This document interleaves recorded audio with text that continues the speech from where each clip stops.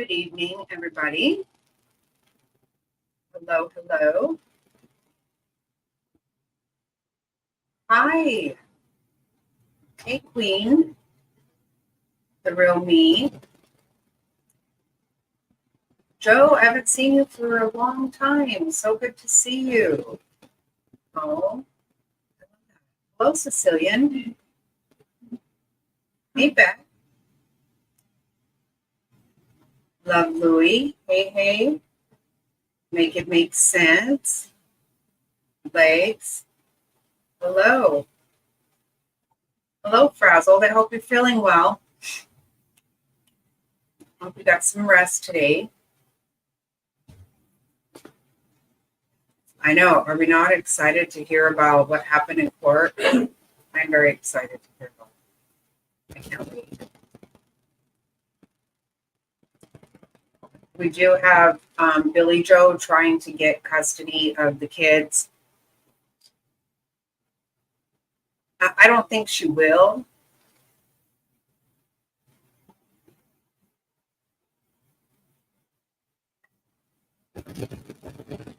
That's what I feel like too. And from my understanding, it is so scary, Sicilian. I know. That's just it. We've got to pay attention to stuff like this. We can't be letting these things happen anymore. But every time you turn around, they're giving them back to the kids or back to the parents or whoever. And then there's a tragedy. I mean, I'm sorry, but Billie Jo has raised two kids that have taken lives. Hey, Jerry. And Quentin was in her custody whenever this happened to him. This just can't happen. And, for me, I just really feel like whatever has to happen, better happen, because we need to raise enough ruckus that they understand we're watching. You can't just be doing this shit anymore. And for me, I cannot handle the thought of Billie Jo having those kids. I cannot handle the thought of Dawn and Candace having those boys. I can't. We can't let that shit happen. Mother in Indiana starved right here. Yeah, exactly. I know. She is, Joe. I believe so also. That's right. And we can't forget, Joe, remember that right before Quentin was put into a dumpster to be found in a landfill, right before that, Billie Jo had gone to the courts and asked for every one of them to be taken out of her house. They were disrupting their peace. Remember that? When she had custody. Like, I just don't even understand. Shit, I did it again.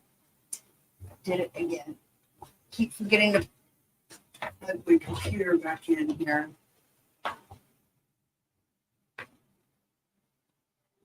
Oh, shit.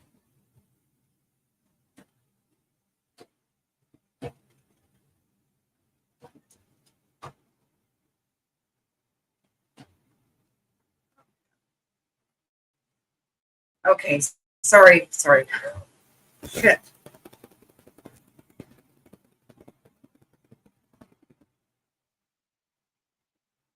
Exactly right.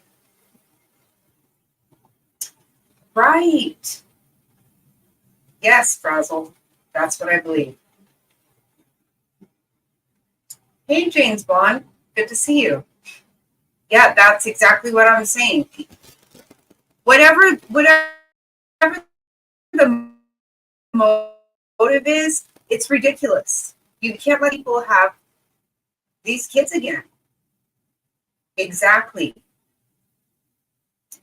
Exactly. Yeah, Joe, 100%. I can't stand it. It just can't be. We can't have that happen. I know that um, last week, um, Mama's the Boss told me that she was going to work on putting together a petition for Billie Jo to not get those kids. So hopefully we can do that. If nothing else, we just need to, make it very clear that we're watching, because they just do shit like this so many times and they don't pay any attention. I guess that's what I don't know what they're doing. Right? Me too, Joe. Absolutely. She just can't have those kids. She can't. And the thing is, maybe she really feels horrible about what's happened. I don't know. Exactly right. She had custody of Quentin. He wasn't allowed to be with his mother, and she left him with his mother. Hey, Cosmic Crazy. Good to see you, honey. And and you have to think about the fact that she has raised 2 killers already. She just has. It's the truth.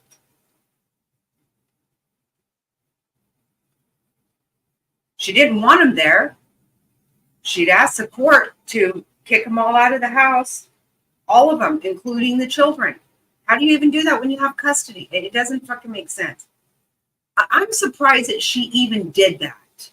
I'm surprised she's even asking to have it, honestly. Where is she getting this shit at? That is it these people that get behind her, that one behind the walls or whatever, that embolden her to this shit? Hey, Mama's the Boss. Yeah, I just can't even believe that she thinks that that's an option.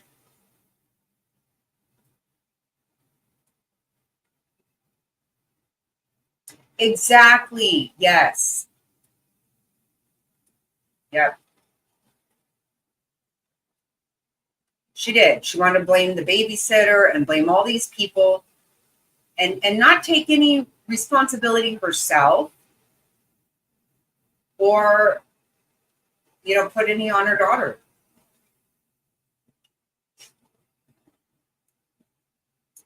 So we've got Billie Jo trying to have custody. And Leilani was in court again, trying to have the 911 calls, to suppress the 911 calls.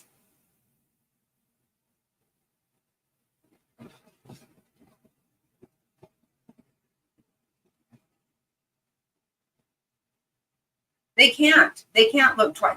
They have got. We have got to make such a big stink that they understand that we are watching what they're doing. Like we just said, another 5-year-old, just like Harmony. I mean, it just goes on and on and on.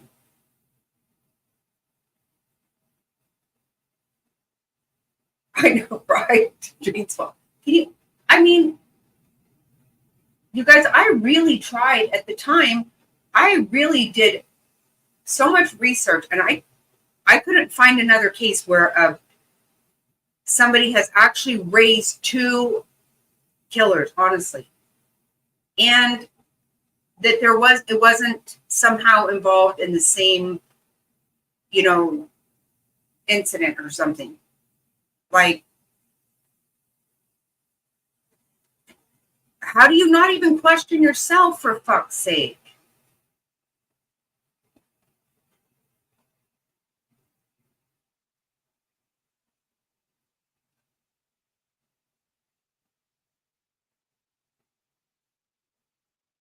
She didn't. Did she not? I didn't know, Joe. I didn't know. Oh my God. I know. I know. He is still there. I know. Right? Totally separate cases. That's nuts.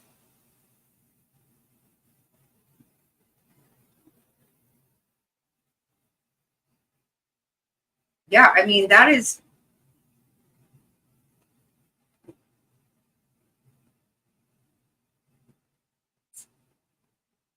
I know. There's, it's time for the generational um, dysfunction is not even covered. But it's time for that to end. It has to end with these poor babies over there.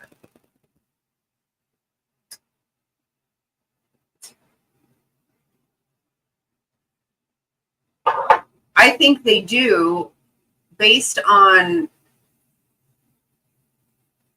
yeah, listen to this real quick. And then the real me, you got to tell me when you're ready. But check this one out. It sounds to me like they do get it. I hope so.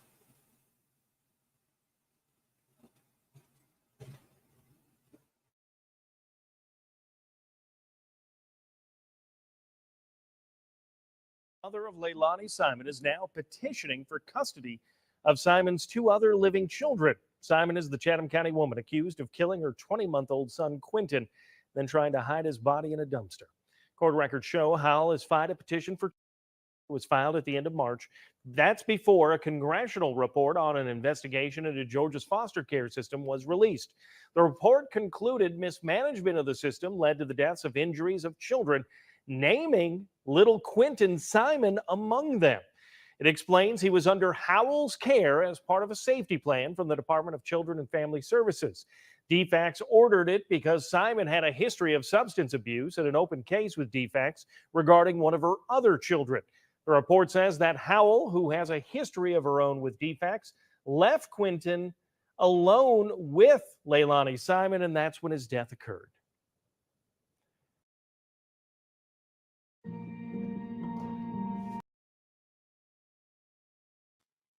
See, it sounds to me like they, you know what, that's already been there.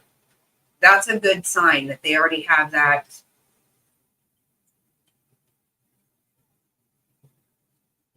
that's already been talked about and since she filed. So it does sound like they are on top of that, but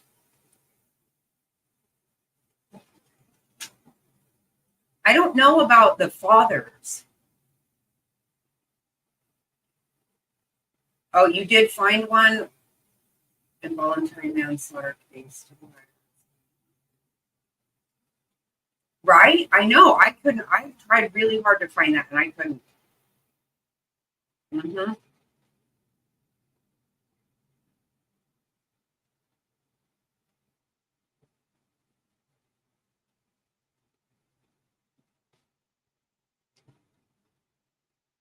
Yeah, I'm hoping that. To me, she's lucky she hasn't been charged with anything herself.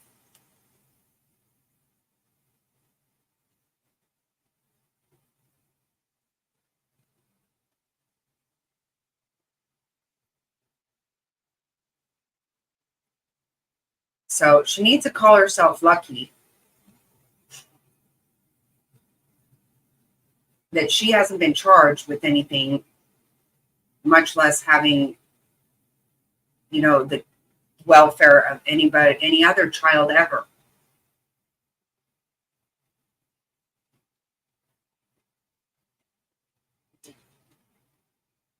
So I will put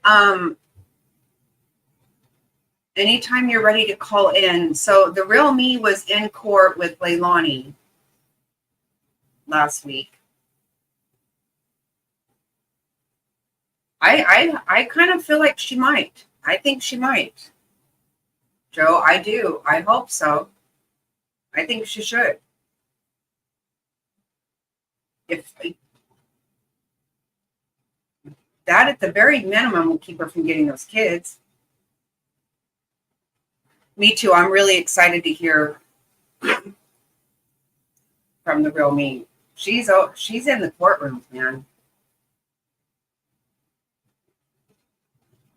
Okay, I'll put it right here. Okay.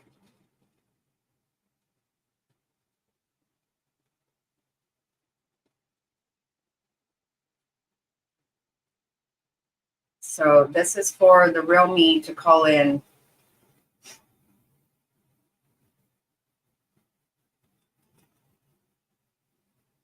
DC, oh my God.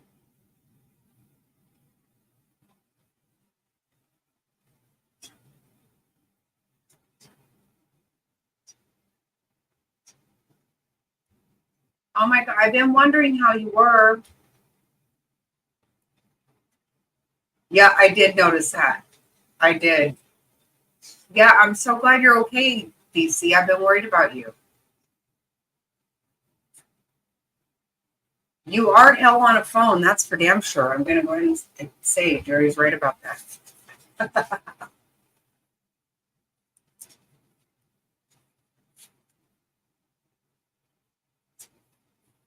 I hope you get insurance on those things. My goodness. Okay. Oh, you know what I did not do?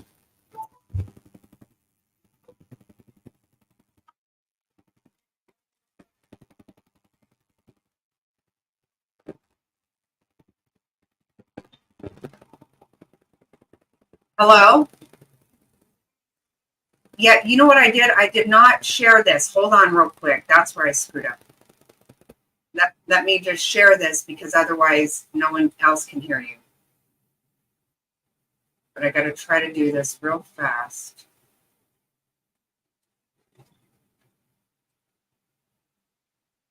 Okay. You guys, okay. So say something. Do you guys hear the real me?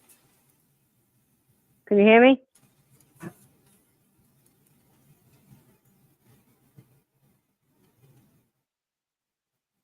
Yeah, can they hear me? No? You can. Okay, yeah, we can. Okay. I forgot to share it. I've done this before, just had these conversations and not shared it. Okay. Okay. All right. I'll try and take it from the side. Notes scattered everywhere, but I'll just try and take it from my head, which is not the greatest place to take it from, but my best. So what happened in court was Billie Jo was there, and they had it was like a little over 2 hour hearing, almost 2.5 hours. So they only allowed the reporters to record or film so much of the hearing. Once the testimony came on, we had testimony from the main detective, the lead detective, and we got to hear the 911 call, which I think was played. You guys heard. And then they had all the interviews. They showed interviews of her being interviewed. That was shown in court on a big screen. So all that stuff didn't come out, so they weren't allowed to record it. So started off with the 911 call, which I can think was like 9:39, if I remember exactly. And it was Danny that made the phone call. It was him that called. And you could hear him in the background with her, dramatic stuff. And he said that that the door was open and well, she's yelling in the background. So this is all she's telling Danny pretty much what to say. He's going by what she said because he was at work and she called him at work at 9 o'clock. He left at 6 o'clock to go to work. So she called him, telling him what happened. He came home and they didn't call the cops till 9:39. So and they said right off the bat she told the police that he was kidnapped. Not like he's missing, he might have got out the door. Now if you're open, you wake up and your door's open, your kid's gone, you think, hey, my kid, ran out of the house somewhere. But right off the bat she threw out the kidnapping, But she said his dad, right? Huh? She said Quentin's dad came and got him, right? Yep. So that was the first thing when they asked her. They said, first they said that Danny was saying that he can't get out. They were saying he couldn't get out of his pack and play, which seems a little odd at 20 months old that he wouldn't be able to climb out. But that's what they did say, and that he can't open the door, but the door was left open, which we know because they have that security inside where it was showing doors open and closed, and it showed. I think it showed it was open from 2. I think a little after 2 in the morning, I believe. So first thing they threw out there was she thought maybe the father could have came and got him, and that was squashed right away. They found out where he lived and where he was, and they knew it wasn't him. So they what do you call it? They had the body cam when they arrived at the house, and they were talking in the backyard on the porch. So they just all went to the police station, and they put them in different rooms. Now they didn't put them in a room like the room that she was in was for mothers that are like nursing, like special room. It wasn't like an interrogation room. The door was left open. She was free to come and go. That's that she would go out for cigarette breaks. So she was never held against her will. Everything was voluntary. She volunteered everything. And at one point, she even invited the detective. Oh, you smoke? You want to come out with me? Do you have a jacket? She told the detective. So they started doing that and asking, what was going on. So right off the bat, too, before they even left the house, she brought up one of the first things she brought up was, I had my wisdom teeth out last night. So that was like giving them a reason, like she was out of it and why she didn't hear nothing. But she said she didn't wake up. She went to bed at 12 o'clock and she woke up at 9. Now, all of us that have children, especially a 5-month-old, and 2 toddlers, your children don't usually sleep too late, that late in the morning. But that's what she told him. I never heard anything about her wisdom teeth before. Oh, yeah. Remember the Aura Joe excuse? Oh, you're right. That's what she got from the friend. That's right. Yep. That's what she tried to say she got from the friend. So the detectives right away, I think they I asked thought it her was if she had bullshit right out of the gate, so I just said, whatever. Yep. They asked her if she had a car, and she said yes. So they ran her tag. And what they did was they ran the area to watch to see if they could pick her up on any cameras around the area. And that's how they got her. They got her leaving during the night, and they got her in the morning going to that dumpster, parking, dumping the thing, him in the dumpster. And she sat in the car and waited for the trash to come pick up the dumpster until it was gone before she left. So she actually watched them come take that dumpster away before she went back home. And then so they knew that, right off the bat, they knew she was lying. And so that happened. Don't mind me, my voice a little hoarse. I'm just trying to look at some stuff here. And then so when they kind of confronted her about, the car being out and this and that, she stated that she had to go. She had, she kept talking about her wisdom teeth, and she said she had to go get Orajel off her friend. But I think they found her another time. I think she went out to do a run. You know what I'm talking about? I don't know what I can use on. I want to say on here. So, a run for something. Right. A habit. Put it that way. Exactly. And yeah. So what she did when they finally got her on all that. And then at one point, before I get to the next part, they were all in different rooms. So at one point, Danny came in and brought a snack. She had snacks that Danny gave her. And then another time he came in and gave her McDonald's, or she ate at McDonald's. And then, you know how they'll put them all in the room sometimes together, see what they say?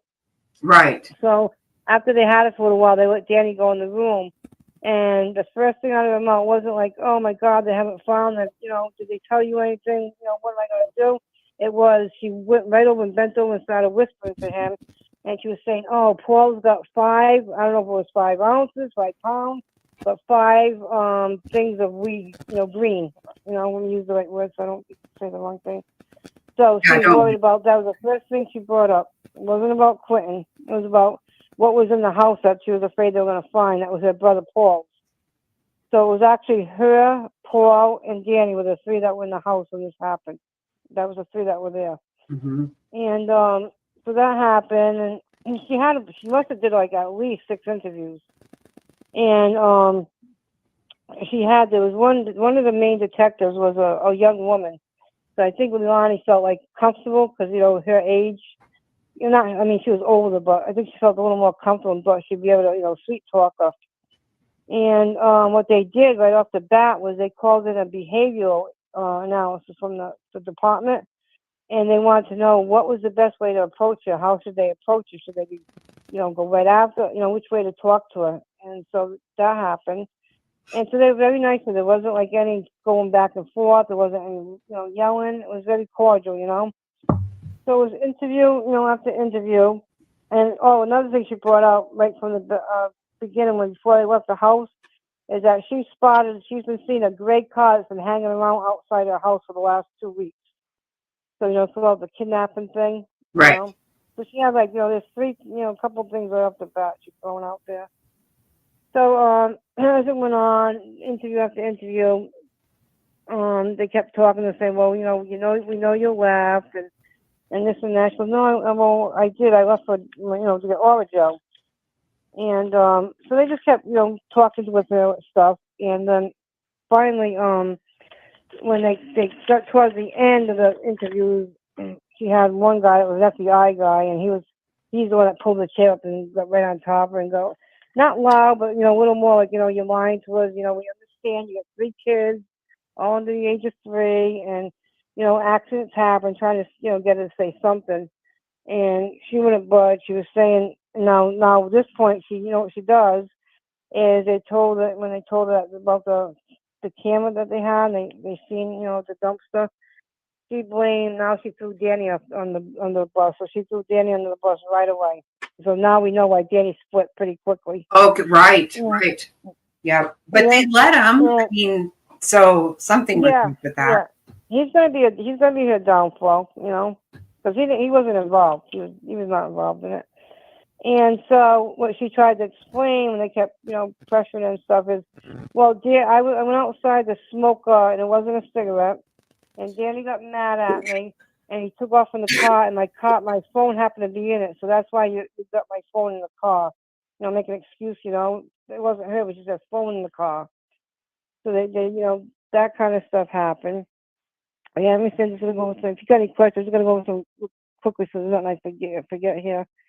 Another big thing that's going to be really huge, because I was there. I've only missed one hearing, and it was because of my back surgery. And them notebooks that were brought in at one of the hearings that I was at, that's going to be key evidence. I'm telling you right now, Jackie. And what is Whatever's in them notebooks is big time. Yeah. Oh, her notebook. Because, yep, what happened with that in the notebooks is when I was there, Billie Jo had to bring him in, and she had to go on the stand and testify because she's the one that was subpoenaed to bring him in. Right. And Leilani knew about it. Leilani told her to get him and bring him in, so it wasn't. So what they were trying to do with the notebooks, the defense to get him thrown out. And now on top of it, she's gotten 2 new attorneys. She doesn't have the first attorneys that she had. She's got new attorneys. So I don't know if you remember when all this stuff was going down before she was getting arrested. I believe it was Billie Jo had an Amazon wish list or something, and it was like nursery stuff. And people were saying, remember when people thought she was pregnant? I don't know if you remember that. Yeah, no, I do. Yep. All right, that's because Billie Jo was trying to put a thing out there for people to donate to for nursery things.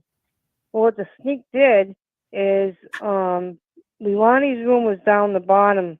That's the room they stood in. Was a room that was made for them. And her, Danny, and 3 kids were in that room. And it was where that door was, all the way to the left in the front of the house. Mm-hmm. So what they tried to do is Billie Jo was trying to do another room, I believe, upstairs, and trying to say that was Leilani's room, and that the notebooks, the defense was trying to say the notebooks were in the closet, and Billie Jo had no right to go in that room because it was Leilani's room, and get them notebooks, so they should be thrown out. So that whole room thing that she was trying to do was a lie. Leilani's room was downstairs. So that was a big farce from, Billie Jo did, with that. Oh my God. And yeah, so we're still waiting on the outcome of the books coming in. But even during one of the interviews, they were asking her, well, when's the last time you talked to Danny, and blah blah blah. And she said, I haven't talked to him in so long. And they had the text messages, and she lied about when's the last time she talked to him. So she had lied about stuff like that, and so that it just went on and on and on. So what happened was she basically, she's throwing Danny on the bus. I don't know if that's the way they're gonna go, but this because you figure these interviews are seen as from when she got in the beginning, right before she got arrested. So if they're going to stick with that, I'm not sure. But the notebooks, Jackie, are big time because she even said in one of the interviews, "Well, check my notebook because I have a journal I write in every day." And I have a funny feeling that there's a lot in that notebook. Now, I don't know what they're going to try and use. If she's going to try and throw any shade towards Billie Jo about the upbringing, I have a funny feeling that might happen. But being on the scene outside that house for almost 5 weeks, I was there every day. That we hear a lot of stuff. People come up and they'll approach you, that they don't go to the police with. And one of the big things was Billie Jo and Bubba had a thing going on. They had a little whatever. I can't say it's 100% true. I can't totally confirm it, but I do remember hearing something about that too. Yep, it was said multiple times. So when Billie Jo had to bring them books into the court and had to testify, she was a basket case. It was like watching someone have a nervous breakdown right in front of her. She was petrified, And even the DA asked, did you look at the books? And she said no. Okay, I'm a grandmother. You're a grandmother. If your child, was arrested and going to go to trial for you and your grandson, you're going to tell me you wouldn't take a peek in them books? I know I sure as hell would. Of course you would. Of course you would. Yeah. Right. So she said no, and she was really petrified. And when the defense attorney, I don't know if this is why they got rid of him, they got pissed with this or not, but when the defense attorney went up, and this is the other hearing, not this last one, went up and questioned Billie Jo, he asked her a few questions, and then he said, I'm going to ask you a personal question. This is Leilani's attorney asking Billie Jo, I'm going to ask you a personal question, and I'm not doing it to embarrass you. And then Billie Jo was like, basket case. And then he turned around and says, I withdraw that question. So we never got to hear it. Oh, my God. What was he going to ask? You know what I mean? That was kind of funny. And he withdrew the question. Wow. So, yeah. So I pray to God that them books are coming in because, she wrote in them books a lot. And we don't know what she put in there after the fact, Right. But, and I don't know, to me, it seems like something really weird for today. Everything is done on a computer or your phone or something. Yep. It seems really strange that she did that, but who knows what kind of dark, crazy stuff she put in there with being all on, substances and everything else. And how many people said she didn't like that kid? She didn't like him. No, she didn't like him because and we're thinking what she didn't like the baby is because we're thinking maybe the mother and Billie Jo and Bubba. What if that's saying what was said is true? If that's why she had that against him, I don't know. But no, it was always even from the babysitter. She and she admitted it. She admitted to the babysitter. She just she don't have a connection with her. Right. Right. And I know they're waiting on forensics to come back. Still. Really? On the playing pack and the clothing and pill that Simon was on. They're waiting for that testing to come back. Did they say anything about Billie Jo being charged at all? No, nothing's come up about that. He was only allowed to bring up because the defense kept objecting, and the judge sided with the defense because it was just a hearing to get the statements thrown out. Right. A motion hearing. So the DA was trying to bring out as much as he could in front of the judge, and the defense kept saying, well, we don't need to know what she ate for lunch and dinner. We just need to know the basics. And he's just telling too much. So he was only allowed to say so much. But watching the interviews, the interviews was just, it took everything not to jump out of that seat, and I was like right behind her. She's just so cold. And then they when they played the 911 call, I think they had a picture of Clinton, and it was awful. that's the pretty much the gist of it. I mean, like I said, that's going to be a big thing. Is the what do you call it? The The jury. statements, which I've heard court TV and legal analysts talk about it, and they all, whether the defense or prosecution lawyers, they said that they're coming in from what they heard, because she was never held against her will. She's trying to say she asked for lawyers and that. And at one time, she even called the main detective up herself, called her and asked if she can, talk to her. So she called the detective herself. So that's all volunteer what she told that detective. They didn't go, it wasn't them going to question her. So I think Right. a lot And of when this you call stuff, 911, I mean, no, why Yep. would anybody read you your rights when you call 911? 911, right, like they said, you called 911, you reached out to us for help. That was volunteer, that was all voluntarily, Right. And then she called the detective another time. That was all voluntarily, She was never locked in a room ever. The door was always open. She could have got up and walked out anytime she wanted. It was just the last one when they finally arrested her. What happened in the last one was she says, "Oh, I talked to my mother. My mother told me to stop talking." Like Billie Jo told her. Billie Jo is 100%, 110% behind her. I actually, heard her saying that she what do you call it? She needs help. She don't need to be in. She needs help. She was doing so good. She had a job and she was doing good. She was saving money, and then like 6 weeks before everything happened, she got charged with a coke charge. You know what I mean? Mm-hmm. And then the one of the FBI agent brought up about, I guess from what they were saying is she had, I'm going to use different terms so that I don't throw out the wrong words for you. You'll understand, but she had fent in her. Right. She had pills in her. She had green stuff in her, and she had coke in her system. So they, that came out, and she says, "Oh, I would never have fent." She says, "Daddy must have laced my stuff." Oh, right. Let's go. Yeah, she said that. So that, I mean, I got notes everywhere, so it's hard to kind of go over everything. But I mean, if you have any questions, I can. They've never said the cause of death, right? Yes. Well, I don't think they ever put out there, but from what I was to understand is it was blunt force trauma to the head. Oh, it was right. Okay. Yep. Yeah. And they did do luminol testing. I don't know if you know that. They did do luminol testing because they had the windows all blocked off. They did do luminol, so they did get luminol testing done, which I think they got DNA and stuff. So they're just waiting for the forensics to come back. And I know the judge wants this done before the end of the year. She wants this, in trial. Well, they've said it was going to be 2025. Yeah. Which seems like that's what I heard. a long time. Yeah, but the judge just said that she wants this tried before the end of the year.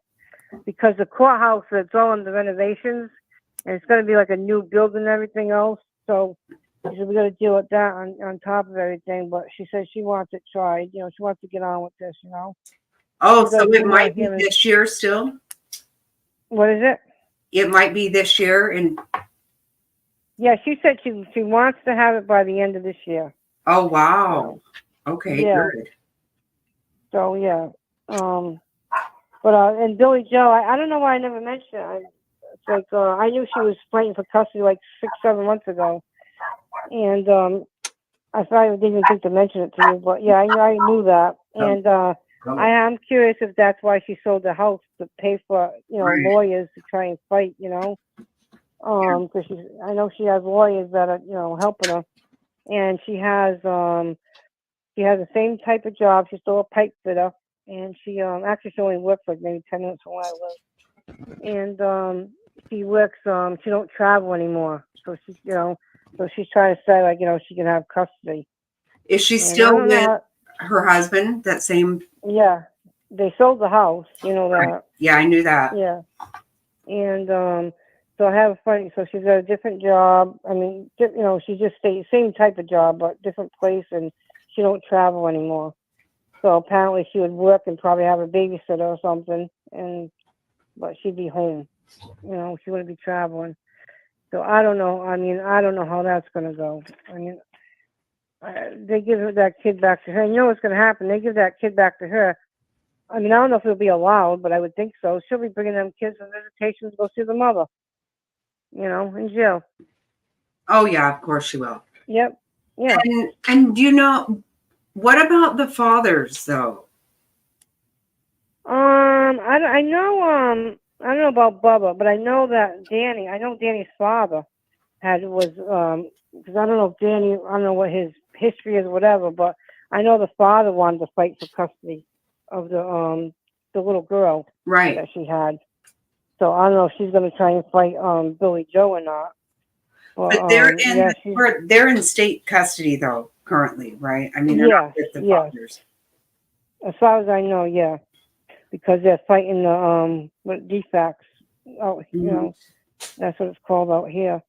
But I don't know if she's going to stick to the story with Danny, and or not, because what he said, he did say it on the 911 call, is I left at 6:00 and he was in the playing pack, which I don't know, did she have something in there that made it look like him, because I remember her being at the dumpster around 5-something in the morning before he went to work, I thought, right?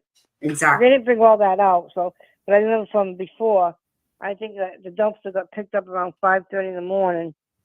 So I don't know how that, if he was leaving to work at 6:00, I'm sure he would have been up and getting ready by that time. So unless she told him some story, they went to a store or something, I don't know. But Danny's the one that sent the message to the babysitter too. Right. Yeah. I remember that. And that's when, because she ended up going over there and they didn't want her there. She went over trying to help find Quentin. Oh, yeah. They called her to ask her if she had Quentin, because Quentin, they used to get out, them kids. And, one time the babysitter found them.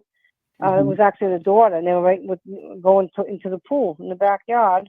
Mm-hmm. Another time, another neighbor, a few neighbors had called DSACs because CPS or whatever, because they found the kids outside alone playing, and it was, they were so young and they were really, really worried, and so few of the neighbors had made several reports against her. Right, the whole street knew that they were watching those kids. Yeah, they did. Yeah, it was very clear. And the thing is, they didn't even. I mean, if you recall, they drained that pool. Yep, they did. They had divers in all those ponds like day one. Yep. The FBI was involved in the case 3 hours into this. Right. The disappearance. Yeah. They were right on to that, which was good.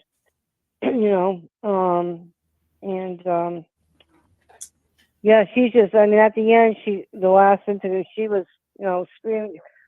She's just like all the mannerisms are just like their mother. One thing I say on Billie Jo's behalf, I mean, as much as I, against her and don't like what she did, and I mean, I know she loves the grandchildren. You can see she's a total that. I mean, I'm not gonna say take that she didn't love her grandkids, but she didn't protect them, and that was her responsibility. She went to court to get the kids taken away, and she was supposed to protect them. So she should have made sure that when she wasn't around, them kids were at the babysitters. Wasn't alone with her. Right, so. And even if you remember the first day she came back home after when he was missing, and they somebody interviewed Billie Jo and her husband. They both said, they pretty much put it on Leilani themselves, right, in that interview. Yeah, they told her that she can't be trusted and that she lies. She reminds you of Casey Anthony, same thing. Yeah. Just liar. Yeah, she did mention that she did. She said she lies. You don't never know what to believe, she says. And Billie Jo even tried to throw out there that they must have got messed up on stuff and he was in the bathtub and drowned, you know what I mean? After the fact. After she called, her daughter out and said you can't trust her, she's a liar, blah blah blah. this was in the first hour, when Billie Jo first got back from where she was. And I guess as time goes on and things settle in, she's trying to defend, Leilani, like, oh, maybe she was in the bathtub and the kids drowned. And Yeah, well, yeah. she panicked, It was this, So- I remember because it was this whole thing about, she's cooking dinner and she's busy and they're in the, and it's like, the whole story was, first of all, I thought his dad took him. Okay. Right. There was all that. And then you want to go ahead and act like it was family home evening, like the Beaver Cleavers, Yeah, right. No, that she wasn't cooking dinner. That didn't happen. No. They weren't doing normal shit like giving baths and cooking dinner and doing all that every night. They just weren't. No, because the babysitter used to say that they were when they went there, they were always hungry and dirty. Right. Well, yeah. Thank God for the babysitter and her daughters because they loved that baby so much. I was there at the vigil they had from the candlelight thing that they had for them after the day that the candlelight vigil was planned for. That day they found them. It was weird how that happened. So when we had the candlelight vigil at the babysitter's that night, that was the day that they found Quentin. And her daughters have been a mess over it, They, because they used to help babysit until the mother got home. But there was no reason, like Leilani, this babysitter was, you could throw, if you were good enough to throw, you could throw a baseball from Leilani's house to the babysitter's and land it in the yard. That's how close it was. And she didn't have to take Quentin, you know what I mean? If she had a wisdom teeth out, she said, and she was not, in any condition to take care of him or didn't feel up to it, the babysitter would have kept him. She didn't have to keep, she didn't have to send, have Quentin home. The babysitter was always willing, and to take care of that the little boy because she had the help of her daughters, Right. But she just no remorse, Jackie, none whatsoever. Her big thing is she wants out, and what she's saying now. You remember the interview that they gave where she says, "Well, if you tell me I had something to do with it, I'll turn myself in." Yeah. But what she's going with is, well, if I did it, she's telling because the FBI's, at the end when they started getting a little more pressure, it was the last interview, and he's trying to, put a little pressure on her. She got nasty, and she says, well, if I did it, I don't remember, so I can't say I did it because I don't remember anything, Well, you remember, what time you went to bed, you remember what time you got up, you remember, all these other things, you remember the gray car, you didn't think twice of not to throw 2 people under the bus already, but you don't remember what you did, if you did such a horrific act like that, and but you managed to sit and watch the trash get taken away, you know what I mean, for somebody to know what they were doing. And who would say that anyway? I would never say, well, if I did it, then and it's like, no, I would, nobody would say that. Right. And she was she had a right frame of mind when she was, when they would question her at the house. They had it on body cam. So they were at the end of the driveway, and she was throwing out the gray car right from the beginning. There was a gray car that's been hanging around here for a couple weeks outside my house, So, and right off the bat was kidnapped. Now, to me, if I opened the door and I had a toddler, and the door was open, I'd be panicked, like, oh my God, the kid ran out of the house. Mm-hmm. Right off the bat, I don't think I would think somebody came in the house, left to grab my kid out of the plane pack when you're all in the same room, mind you. You know what I mean? Right. With the 2 other kids, and take Quentin out of the thing, and then walk out the door with them. And I mean, there's cameras around, and there's nothing got picked up on the camera of anybody taking him. So I think that's what she's gonna she's gonna stick with. I don't remember. If I did it, I don't remember doing it. But I think she's also, and I think the defense is probably going to use is by Danny stating on the 911 call and the interviews too, that well, I seen him at 6 o'clock when I left. Mm-hmm. How did he see him at 6 o'clock? He wasn't there at 6 o'clock. He was already in the dumpster, right? Right. So I don't know how they're gonna. Well, I don't know if she put something in there to make it look like Quentin. You know what I mean? Blankets or whatever. And he thought Quentin was in the plane pack. I don't know. Or my assumption is he ended up telling the police that no, he didn't. Right. He ended up already coughing because he took off right away. Yeah, he took off like couple, I think, 2 days later or something. Yeah, he took off quick, and Yeah. I've not heard of him being charged with anything, so I feel like he must have talked. Oh, definitely. Yeah, he'll definitely be But I'm one of the key witnesses.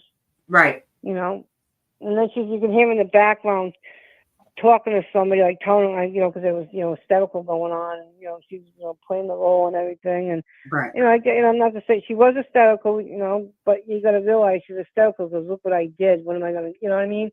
Right. She got into a rage and she just snapped and she went too far. So now she's going to deal with it. So of course she's going to be hysterical, but it's not because of what she did, it's because she's in trouble. So you could hear it. She must have been telling Paul, because that's telling Paul the story, because you could hear me repeating the story back to someone while he's on the 911 call. And so it had to be a brother, Well, like I said, think when Danny went in the... Paul knows something. What? Paul is probably going to testify too, I bet. Yeah, I would imagine he would. I don't know if he's going to be able to... that was Paul that she's telling what happened to. Right. Paul's bedroom was upstairs, so whatever happened, he, obviously he didn't see nothing and probably hear anything, who knows, but I mean, you figure if you whack, a little baby in the head, it's really not going to make that much of a noise, you know what I mean? If it's one good whack or whatever, it doesn't take much. It's not like, you're hitting somebody with a belt and they're screaming repeatedly, so, what I mean, over and over. So it's probably just one, I don't know, I'm just saying, whatever she hit him with, he probably just went right out and he was not living anymore. But so I'm curious about, because he said he left for work at 6. He didn't say he started work at 6. So I'm wondering if, he left earlier, and I don't know how that happened. He said he left at 6 o'clock for work and he seen Quentin, but Quentin couldn't have been there. So I think the defense is going to try and throw that in there, to use that in their advantage. Like I said, who knows if he had a stuffed animal or whatever in there, and he was in his playing part. Well, I'm betting that he already told the police that, he didn't know what happened, but she told him to lie about that, and he did. It could be, yeah. I think he's probably already coughed that up. They didn't show any of the interviews of Paul and Danny, because they just were trying to get Leilani's statements thrown out. So that we didn't get to see any of Paul or Danny's, and Danny probably was still, just going whatever she said because he didn't know. So now after the fact, he'll have a lot. He'll, putting 2 and 2 together. I'm sure he'll be able to be a key witness. Right.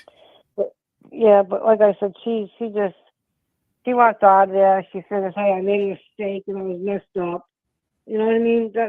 That's where her frame of mind is. It's not like I don't know what they're doing, but look at whenever she got her GED and they took pictures of her in a cap. Oh my God! That made me sick. I don't care. That you didn't graduate from high school. Why do you have a cap and gown on? Exactly. I mean, Quentin. It's me right off. When you think of it, Quentin, I think Quentin had one Christmas, one Halloween, one of everything, because he was born in January. So by the time he had, the first Christmas, that was his only Christmas he had. He never got to go to preschool. He never got to go to kindergarten. He never got to graduate from anything. It's just, and anybody else who goes and who gets a GED, I don't know. I personally don't know exactly what happens, but I don't think that you get a cap and gown. I mean, that's for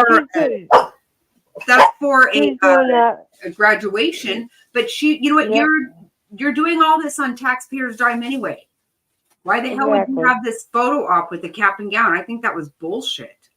Yeah, for them to even put it out there, they just kept it to themselves, and that made me just upset, give her her piece of paper and that's it. What the hell we got to have all this pomp and circumstance with her ass? Yeah, and to have a picture of it, not even like the whole group of people that did it, just her single. I know. That really made me wonder what's going on over there. You know what it is? She's got nothing better to do.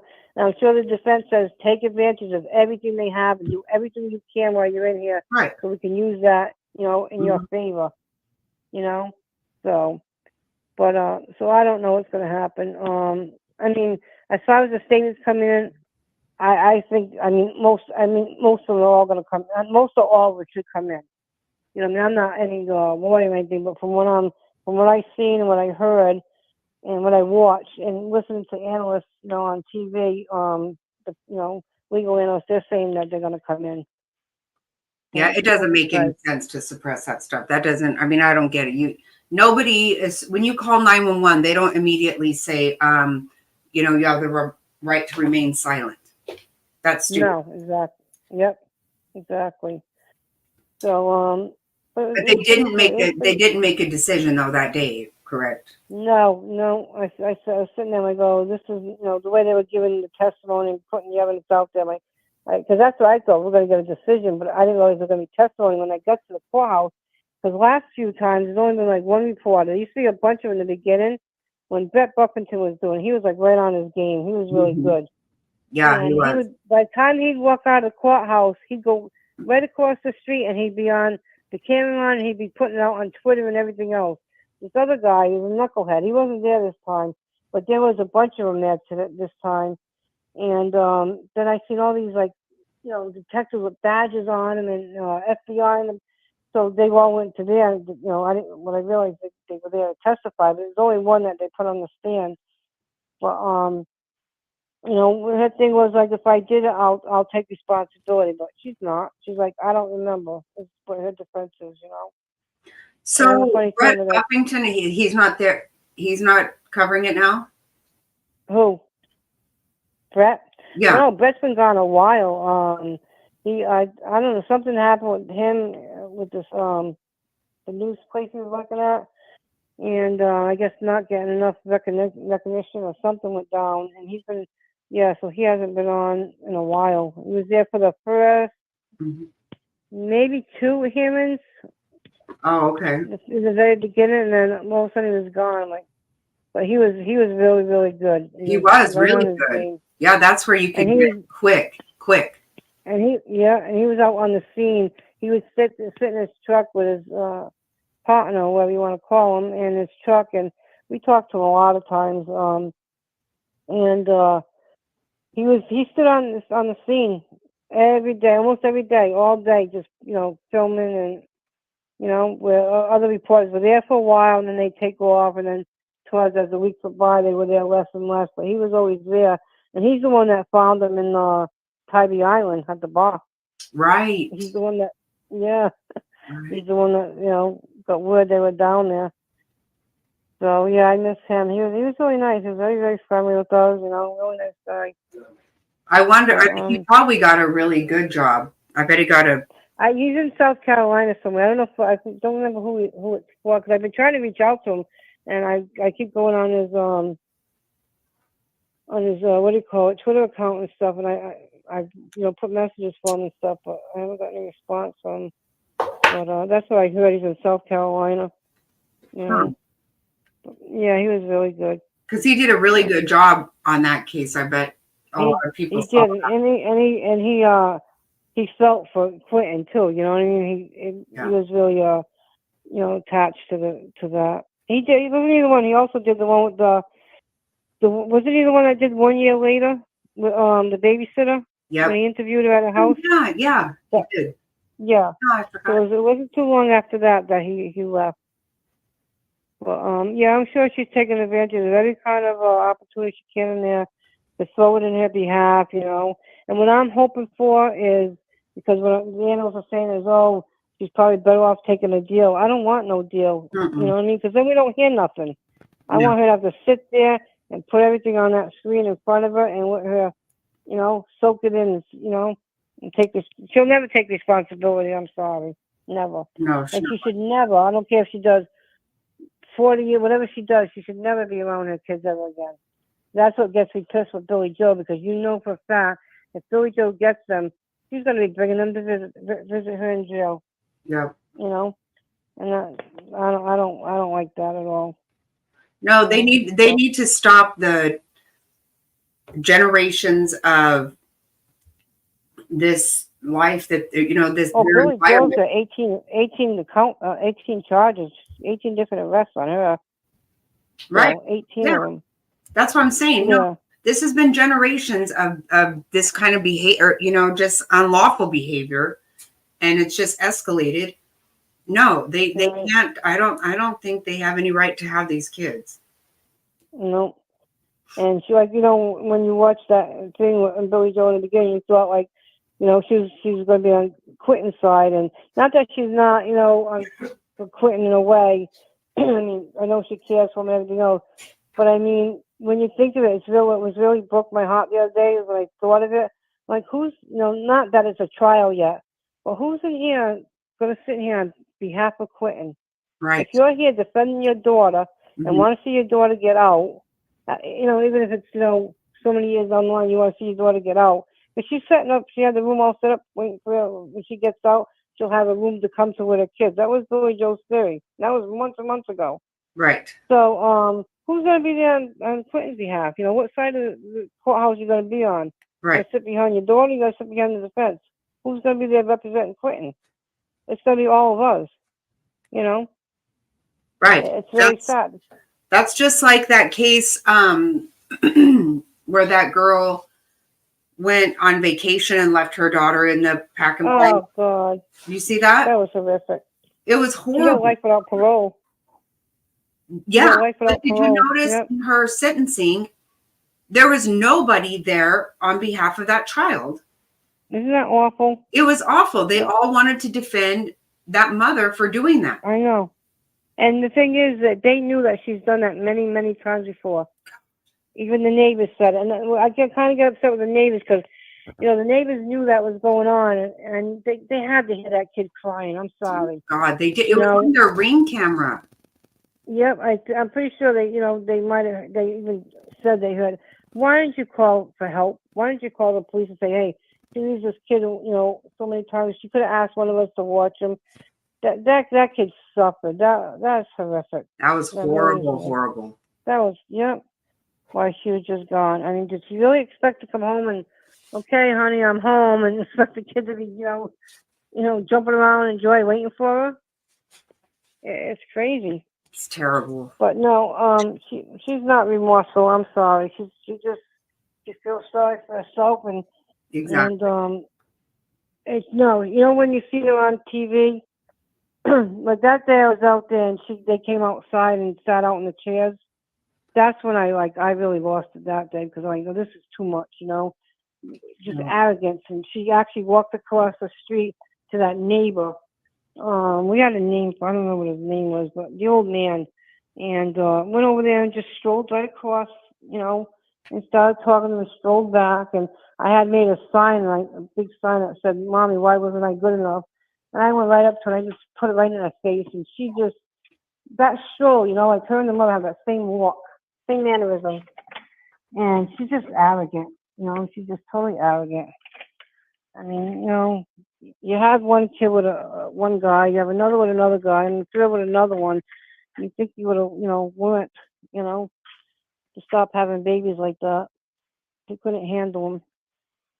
But it's just a sad. I just feel bad because Did you notice that Elijah Vu, whatever his name is? Yeah, Elijah. He looks a lot like Quentin. I know. People say that. It's still nothing with that little boy neither.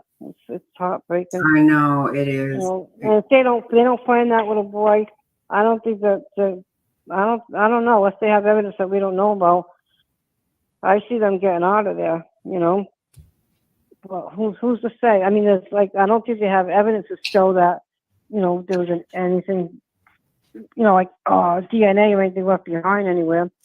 Right. But I mean, not that maybe they're keeping it from us, But it's sad because it seems like, I think too with social media and all these crime things and stuff, I think these people, a lot of times people, they do something to their kid and they just go dump them in the woods, and whatever. Now it's like they're getting smart and they're putting it in places where they're not going to get found, the trash and stuff like that.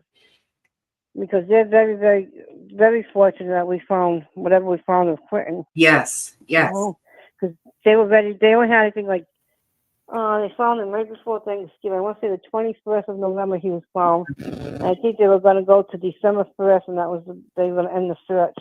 Well, I started thinking they weren't going to. No, I didn't think they would either.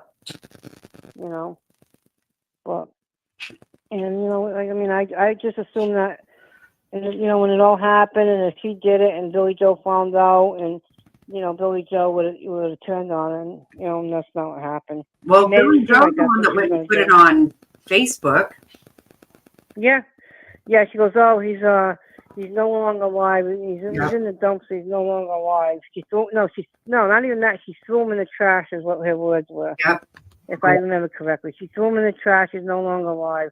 She did it. And I think she might have even said she don't remember. I'm not sure if that came out, if I remember correctly or not. But She got rid of it right away. Yeah. So I'm just curious if that's why she put the house up for sale, because she's fighting, and she needs the money for the lawyers to fight. And who knows if she's even, I don't know if these lawyers, I'm going to have to look up their names. I forget what their names were. If they were new court-appointed lawyers, because I missed one hearing, and that's the hearing when I missed that, when I came back this time, there were new lawyers there. I'm like, why did they get rid of the other ones? And they were court-appointed, so did somebody hire her lawyer? These, new court-appointed lawyers? It's not easy to change court-appointed lawyers, Right. And I didn't hear nothing usually when you do something like that, you have to go in front of the courts and you have to give your reason why. We've seen that in some of the cases that are going on now. And I didn't see any court hearings for anything to do with that. Unless they did have a closed hearing, unless that's one of the things that came up in that closed hearing, remember? Mm-hmm. I'm not sure, but she's got two men attorneys now. I don't know if they're paid or they're new court appointed. I'm not sure. Because usually that's not an easy thing to do it. You got to give good reason why. I have a funny feeling when that defense attorney went up to him, Billie Jo, and says, I want to ask you a personal question, and it's not because I'm trying to embarrass you. And I'm like, damn it. He didn't answer. He withdrew the question. I'm like, oh, no, don't do that. I want to hear the question. Even the DA looked over at him like, oh, and was waiting to see what the question was going to be, and he withdrew it. I'm like, damn it. But I don't see her. If they take one out, maybe a statement, whatever. I don't know, but I think they're all coming in.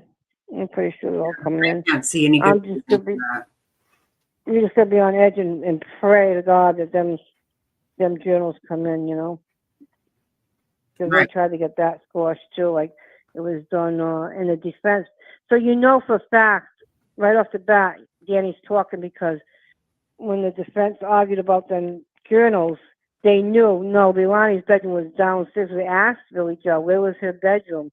Where was the room? Who stood in the, you know what I mean? Mm-hmm. And all the time she was trying to set up that other room upstairs and get it finished to make out like that was her room, So she had no business, to go into that. It was in a closet or something stupid like that. But Leilani actually gave permission, you know what I mean, for her to get the things and everything. So just waiting to see what happens with that one. But I think she's got another one coming up in May, if I'm not mistaken. I got it written down somewhere. So I go to all of them. I've only missed, like I said, once since it all happened. And so I go to every single one of them. Well, I'm going to come there to the trial. Yeah, that'll be nice to get to see you, meet you. But you've probably you've been to courthouses for cases, haven't you? Have you ever been to inside one for like a trial? Or, yeah. So what you see in a courtroom is a lot different than what people see on TV. Right. You pick up so much more. You overhear conversations. Oh yeah. You hear a lot of stuff that doesn't get said in open court. Right. Like for instance, if I would have gone to this, I would have heard just what you showed on TV. But that was just like a brief part. The hearing lasted over 2.5 hours. As you see, some of it when they're showing it on TV, you'll see how it's dark in the room because they're shutting the lights off, and they weren't showing the picture. They were just showing something when she was talking. But I was so happy I was there, Yeah. Because I would have not known any of this stuff. No, I'm really happy you were too. That's really. Uh, Yeah. I So mean, I'm I thought hoping. the whole thing was silly. It was ridiculous for them to even ask for that, honestly. Right. Yeah. I just hope she doesn't take a plea deal because, I mean, a lot of it will come out like if it's a plea deal, they'll be able to say so much in sentences. But as far as all the evidence and everything else, she needs to sit there and she needs to face the music and she needs to listen to it. Yeah, You know what she I mean? does. She needs, you know what I mean? Yep. But she doesn't. And you could just see it in here. You see, I mean, there's plenty of people. Hey, I don't. I'm not for anybody that goes and does anything to their kids, but you'll see somebody that will be in courtroom and you can see like, wow, I really did this, and they're remorseful. You know, not that it's any better, but it helps. You know what I mean? If you're gonna be remorseful and say, well, yeah, okay, I did this, whatever. But she's not. She just like, because she don't remember. She in her mind she didn't do it, but she damn well knows what she did. You know what I mean? She damn well knows what she did. Yeah, she does. So Of course she does. yeah, yep. And I'm sure that the girl that she said she got Orijo, I know they had talked to her, so they know that was a lie too. You know. So I mean, who goes and gets Orijo for wisdom teeth? You know, I'm sure they gave her something for it. Right, right. Yeah, none of You know that what I makes mean? any sense. No, I mean I know. I've never gone and bought Orijo as an adult, but anything I had in done with my teeth. You know, it's kind of. When they first the Orijo came out, I thought she was going to say the baby was teeth inside. They went out for Yeah. Orijo. You know. Hmm. That would have made a little more sense, but Yeah, I no, remember that too. yeah. So I was kind of impressed with the detective. You know what I mean? She was really good. She's very, very believable. You know what I mean? She's not one of them. I mean, everything seemed like it was done with the I's dotted and the T's crossed. You know what I mean? Hmm. But I also think, like, like all that pressure that was put on her and everybody down there and stuff made her go out like she's like, oh my God, people do things they don't realize how big it can be. I mean, some cases they blow up, others they don't. This one blew up right in front of their face. So she had to face with all this stuff. So I think she kept. That's why she called the detective, and she was trying to explain things away. Like, oh, I thought about this, and never called the detectives. Like, hey, any news? Any word on Quentin? It was like trying to just give them information to steer them in the wrong direction. Right. So it was very interesting. But I hope it does go to trial before the end of the year. That's what the judge is pushing for. So Oh, I'm glad to I'm hear it. pretty sure I that. had heard it was going to Yeah, be in I 25. heard February of 2025, right? I Is was what I heard. never heard February. a month. Yeah, that's what I heard. But no, the judge says she wants to move this along and wants it done by the end. And he wants all the hearings done, too. She wants to get these hearings done. She's got quite a few hearings coming up. I think she's like 3 more. But, one after another. And she wants to get the hearings done because the courthouse, they're going to be having to change where they go. So that's going to be a, difference, too. So she wants to get all the hearings done and the motions in. And she wants, have everything said and done, and then set a date. And I pray to God so much that she goes to trial because she deserves to be going to trial, not a plea deal. You know what I mean? Why does she have a damn mask on? Oh, just hide her face. That's what I do. That pisses me off. They want to go in plain clothes. She don't even come in with handcuffs. They ask her, oh, can she come in with no handcuffs? We don't want to be filmed in handcuffs and blah blah blah blah blah. The mask, the mask is, only hide my face. What She the came in hell? sporting a new hairdo. Her hair was cut and it was all curled. And, Mm-hmm. I saw that. yeah, yeah. So that's what the mask is for. They just want to hide behind it. She don't need that mask. It's not mandated. So and she's just as cold as they come. She's got no lost feelings for that little boy. That's for sure. And I just hope and pray that the other kids stay wherever they are. I Not that Billie Jo don't love her grandchildren, but I think she wants them for all the wrong reasons. Right. That's what I think. So, but that's the gist of it. It was pretty interesting, but it'd be nice to meet you when trial, if and when the trial, well, if it comes around. Hopefully once all the hearings are done, though, I'm sure that she's going to be setting a date because she was pretty adamant about that. She wants to get this to trial. So by the time she goes to trial, it'll be basically almost 2 years. Yeah. No, that's what I'm Yeah. thinking. It's going to be a while. And then you've got, who else is it in 25? I can't remember. There's so much coming. Oh, Brian Kohlberger. Right. He's going to be in 25, right? He's going to be in 2020. Yeah, there's a few of them going on. But his is a whole year past her. His will be coming up in 2 years in November, too. Yeah. Mm-hmm. Yeah. Because his was right after Quentin's, right? Yeah, that was crazy. Yeah. Yeah, And right alibi before they too. found Quentin, right? Right. How'd you like his alibi? Oh, Lord. All that time to come up with that alibi, right? Right. Well, that was a tough one. Well, what's the alibi? You know what I mean? It takes you all this time to come up with that. I mean, and that's no alibi. That's no alibi. No. No. You can't, there's no way to confirm that. I think he was going on test runs, timing everything out. Yes, He's he just was. that type of person, you know what I mean? Going out. He was, I think he got caught, was it 10 times outside the house, connected to their Wi-Fi, so he was stalking them. And he was back over there the next morning. He was there by the next morning. Yeah, and matter of fact, the interview room was when he was out there, and he caught on his camera a white car going by up the hill in the back. And it can't be 100% was his, but it looks, I mean, almost identical to his car. It was a white car going very slowly by there. Yeah, in the interview room, he's got it on tape. He played it on his channel. He's got a really good channel. Yeah, I go there sometimes. I like his channel.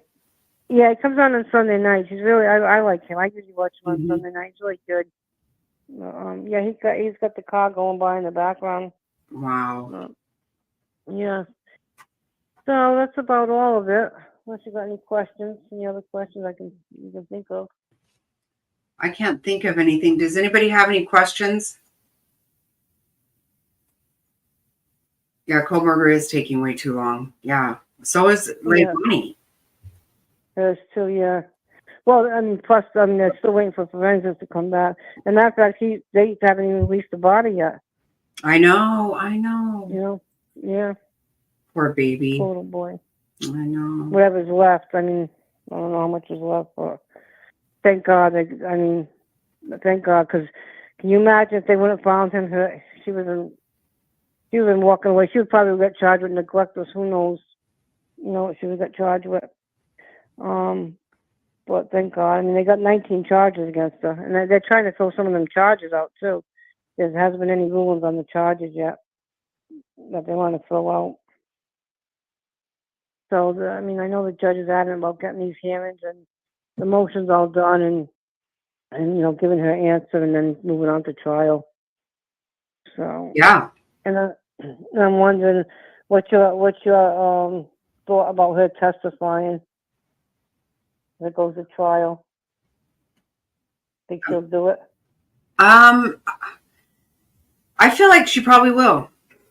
You think so? Mm-hmm. I think she thinks highly of herself. I got that feeling too. She's got that arrogance to her, you know. Yep. But she's the type of person that's not going to come over like well liked. She doesn't have that personality, you know. You know, from what I see and what I've seen.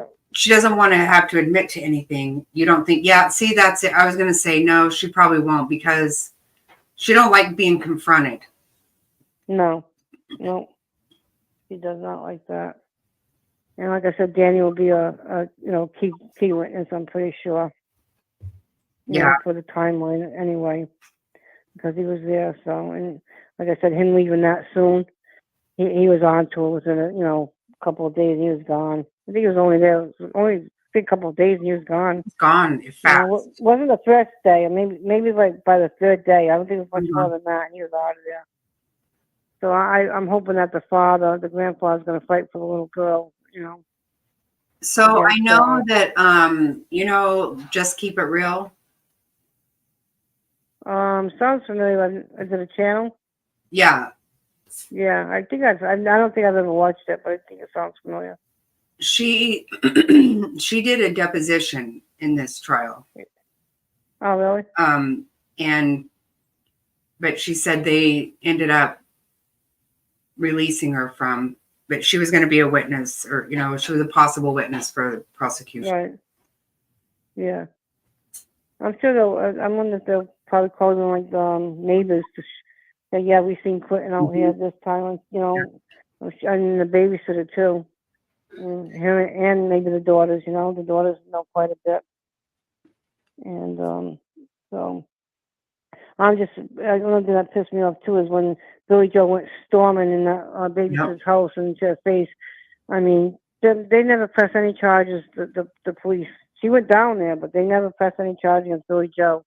And like, well, she really didn't do nothing. What do you mean? She burst in her house and, wasn't it? She didn't do anything. She didn't even do that to her daughter. Nope. So I don't know what that's about, but I'm pretty sure Billie Jo's gonna I would imagine he's gonna testify. I don't know how that works. I'm probably for the defense. You know what I'm saying? But she's definitely behind her daughter. I know that. Yeah. She's not pushing her daughter, to be in prison.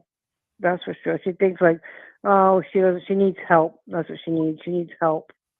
Like, yeah, Quentin needed help too, and you should have been there to protect him, and you weren't. So, but hopefully the next hearing we'll get the answer, and I guess they'll probably have testimony, whatever, towards the charges, coming off. I get not so much testimony, but I'm sure they'll have where the lawyers go against each other, and do their whatever they call their legal stuff. Right. And see what happens with that. But I mean, I like it. I mean, Judge seems pretty good. I mean, I had a feeling the judge wasn't buying it, but that's kind of tough to figure out. But she seems like pretty smart. You know what I mean? She's Right. a pretty good judge. So time will tell. We just hope and pray for Quentin. Yes, exactly. Good justice. Yeah. Exactly. Because I know, I'm sure when the trial comes, the courtroom will be pretty crowded. Like right now, there's nobody, believe it or not, or everything that went down was me, one other girl, and there's one other girl that came the last few times, that's just a local. But other than that, nobody, So we'll be on Quentin's side, for sure, Right. I think there will be a lot for that baby. Yeah, I'm pretty sure there will too. Yeah. And still the defense, the prosecution, every time there's a hearing, goes to court, the defense and the prosecution go and the judge will ask about what's your opinion on the cameras, and the defense and the prosecution don't want cameras in the courtroom. Really? So every time she allows it, so she goes like hearing by hearing. So I'm hoping she allows the trial, Yeah. to go, so people that can't be there can see it, But like I said, for this one, she made the cameras shut down when it was a testimony part that they were showing. She didn't want that out there, I guess, because jurors and stuff out there. Right. So, but time will tell. I mean, it's not looking good for her from what I hear and see. So let's just hope. But that's about all of it. Well, thank you so much for coming up. I really appreciate this so much. Yeah, anytime. I'll let you know when the next one is and what happens. I want to say it's in May because they're pretty close together. I know May. I think there's one in October. I think October might even be the last one, if I'm not mistaken. I got it written down somewhere, so I have to check. And I think she's gonna want to go right to the trial. I doubt it'd be I would imagine they would get it done in a week or so. I don't even think it would even take 6 weeks. I think it'd be a pretty quick trial, Even though it's high, profile, I don't think it would be a long trial. Right. So. Right. I don't think so either. No, I don't think so. So. All right. It was nice talking to you. Thank you so much. I really appreciate that. I hope I didn't put your audience to sleep. No, not at all. No, I think everybody loves it. Yeah, everybody's saying all right. thank you so much. Oh, no problem. I'll be listening. Okay, thank you. It was nice to talk to you, Oh, Jake. you're welcome. Oh, you too, Sita. Bye. Bye. Wow, that was really good. That was awesome too. Right? I know. The whole thing just gets my brain all over the place. But you know what? I really have to use the restroom. I'm going to be right back. Okay. Here's Mr. Snotty.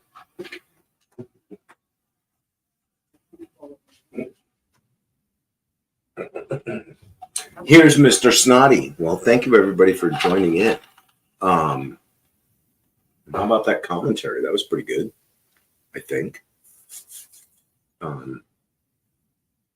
I was listening the whole time, although not necessarily watching the video, but I truly enjoyed it. It was good to get that inside information.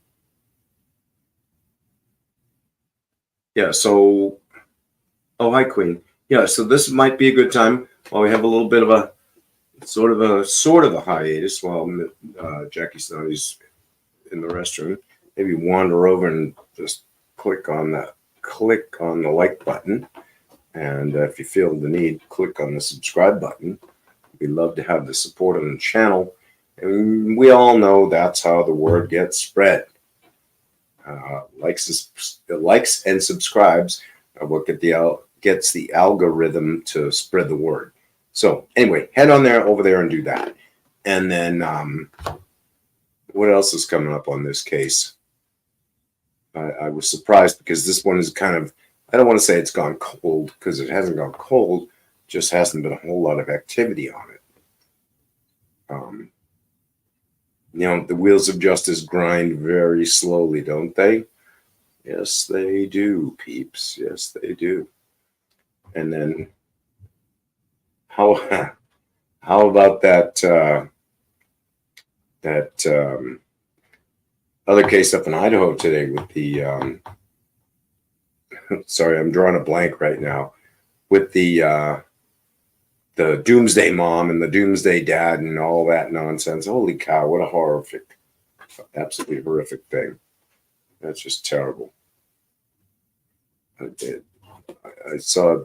watched the stream all day. I had it on my PC. I was in the office working. I had it on. I was like, God, this is just terrible. Again, the wheels of justice grind very slowly in all of these cases. That was so horrific. That's just awful what these people are actually capable of. I hate to see it. So drives me absolutely bug snot crazy.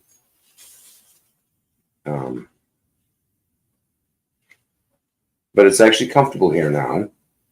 It was it was over 100 degrees today for the better part of the afternoon. And then as the sun set, the temperature dropped and started to get kind of nice. Able to shut the air conditioning off and just sit around and enjoy some decent weather and open up the doors and let the air kind of roll through the house. So not bad. Not too bad. We'll take it, right? Because coming up soon next week. So next week it's supposed to cool down again. And I think we're at nearly the end of April. So this might be the last. No, probably not the last day where it goes below 100. Oh, the real me, Adam Montgomery. I'm not sure about which case that is. I know Snotty would know. Harmony, yeah. She'll be able to comment on that. I'm not able to. Yeah, I don't think it's going to be the last day where we drop below 100 degrees, but that's what's going to happen later this week. And it's supposed to be nice and comfortable over the weekend. And everybody's looking forward to that. I mean, we're really in the Chamber of Commerce season right now. Right. Yeah, we are. The real me. She does. Jackie knows. That should just be an expression. Jackie knows. Because she does. Or Snotty knows. Or Snot Rocket knows. Or something like that. Because she does. So, yeah, we might get another few weeks of the weather going back and forth over 100, under 100. And once we get into tail end of May and early June, that's going to be the end of it, though. It's going to go up, and that's just going to stay up for the next 3 months, and it's just the way it's going to be. You ready to get back in the chair, love? Oh, sure, yeah. Okay, back to the snot rocket. Thank y'all. Thank you. Yeah, I'm chilly in here right now. Right, I think it's quite comfortable. I got my blanket on because I'm cold. Yeah, welcome to my world. I know. I'll get really hot, and then I've got this place like a ice box. We also learned Adam Montgomery. Yes, the real yes. I'm so glad. Yep. I'm so glad the judge said no bullshit. You're gonna be here. God. Can't believe the way he got to not be part of the trial at all.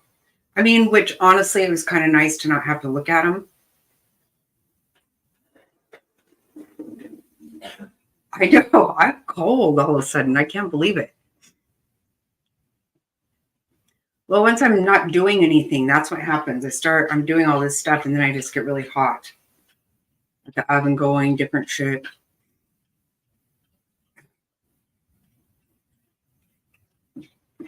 Yep, Adam has to go to court. That's very good. Oh, I was looking at something else.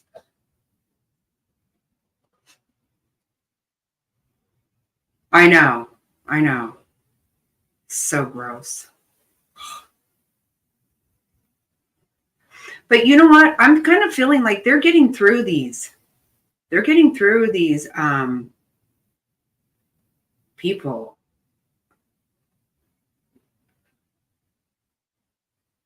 I knew earlier, now it's completely escaped me how many they've gone through. I think this might not end up going as long. If you notice already today, Pryor even said,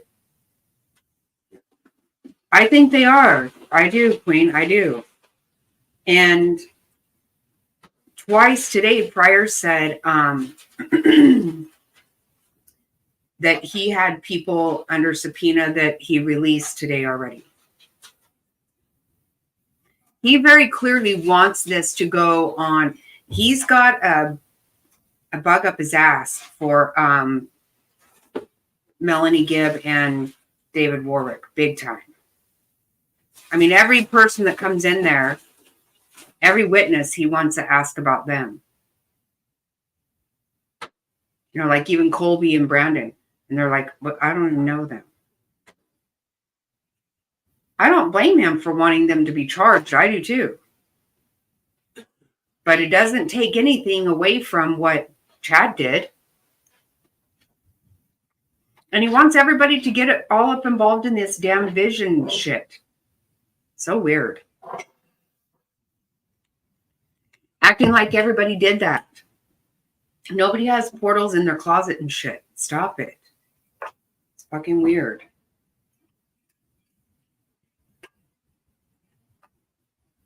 I kind of feel like maybe they are getting through it kind of quickly. I think maybe 2 months was a lot.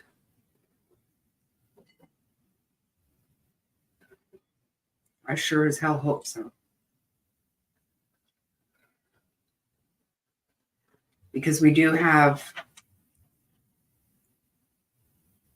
got Richard Allen coming up next month.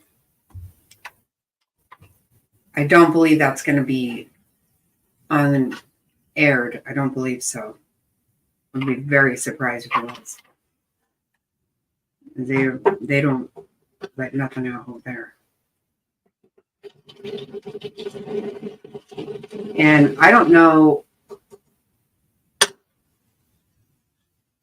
Quite honestly, I have not paid any attention to Karen Reed. I don't know what everybody else thinks about that.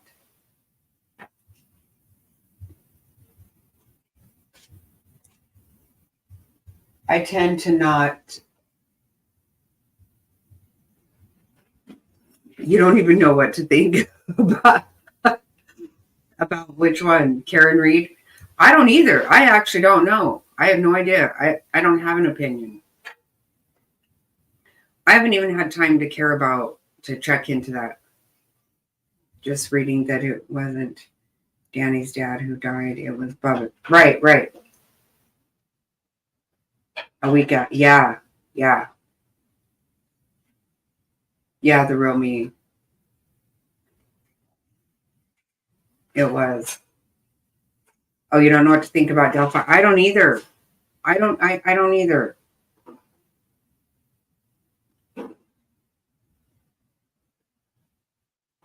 What the hell is, I mean,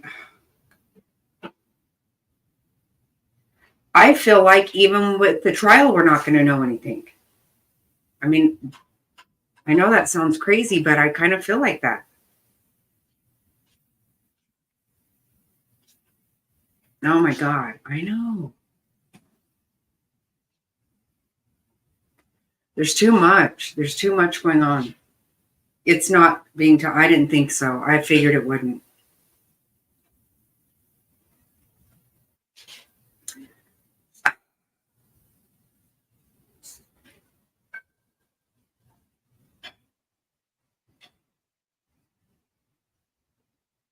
I know. I feel very indifferent about this. I don't feel comfortable with he did it. I do too, Jerry. I do too.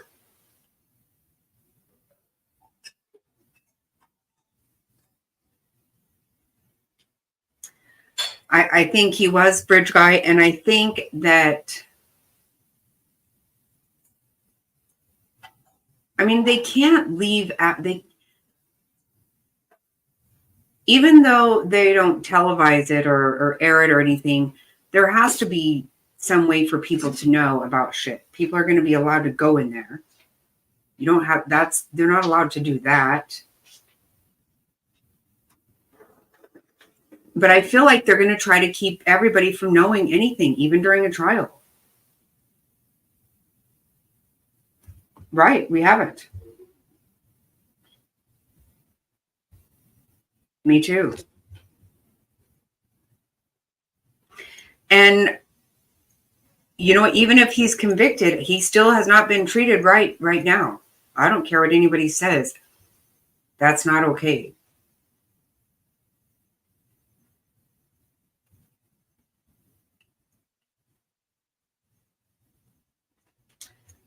Me either. It feels like so long. I mean,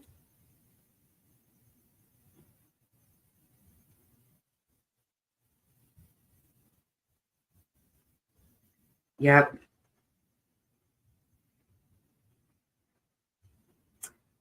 Yeah, and I don't know if he will. I would love for Brian Enton to, yes. I watched, he had a really good thing last night on those women and different shit going on in that town. You know, that he's really been all over that one. You guys, you know, that those two mothers that were killed in Kansas or Oklahoma, wherever that, I mean, right on the border somehow. Yeah, I really like him a lot.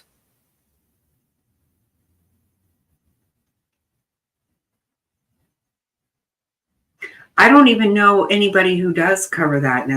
Well, you know who will? I bet Gray Hughes will, right? He's really big on the Delphi, I think. He used to be.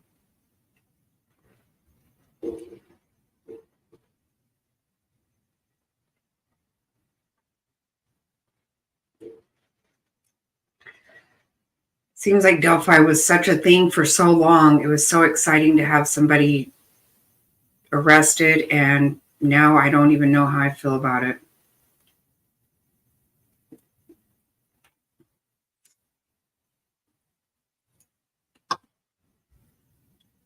I know I don't feel good.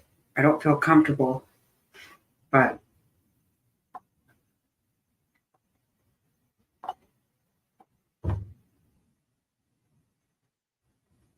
Oh, oh, Legs was talking about that Uber. Oh my God. Yeah, have you guys seen that? That's crazy.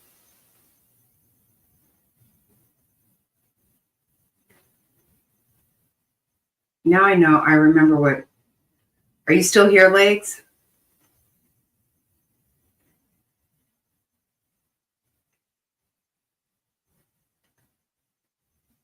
I think this is one she's talking about. Let me see.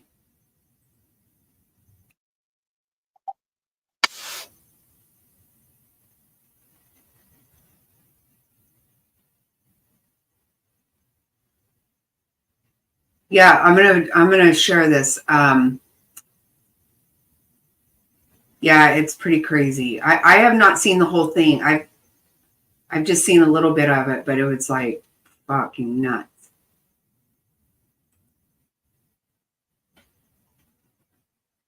Yeah, here, let's check this out. I think this is what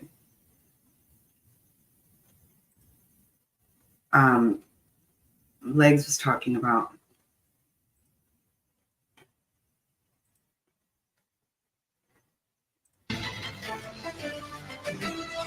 I'm Vinny Politan. Thank you for joining us tonight here on Closing Arguments. This first story that we're going to do, it's a gut punch. It's a gut punch. It's not going to make you feel good. It just isn't. We first reported this story last week. We have a huge update tonight. And it's a story involving this man. He's 81 years old. His name is William Brock. He is the defendant charged with murder, purposely causing the death of the victim, felony murder, murder during a felony assault, felony murder, murder during a felony kidnapping, felonious assault, and felony kidnapping. Okay? Now, I want you to meet the victim, Lolitha Hall, 61 years old, mother of two, older sister to two, was working as an Uber driver, was shot and later died on March 25th. Now, here's what happened. You've got this woman who is going to pick up a package. Okay, if you look on your Uber app, there's a little icon with a package. You can have packages picked up by an Uber driver. She goes to pick up a package at this man's house. He confronts her with a gun. She's trying to leave. She's begging, just let me go. And he won't let her leave. He shoots her again. And she's still begging for her life. I'm going to play for you some of this interaction, but I have to tell you why this man had the gun. He got a call and was told by a scammer that his nephew was under arrest and his family was being threatened if he didn't pay $12,000 cash. That is the package that this Uber driver, 100% innocent, not a part of this thing, is going to pick up because someone's using the Uber app. The scammer is using the Uber app to have this woman pick up $12,000 cash from this man, and he believes that she's part of all of this. I'm warning you, this is tough. Here's video. Yeah, it is crazy, you guys. This is really tough. It's nuts. This is, oh my God, though.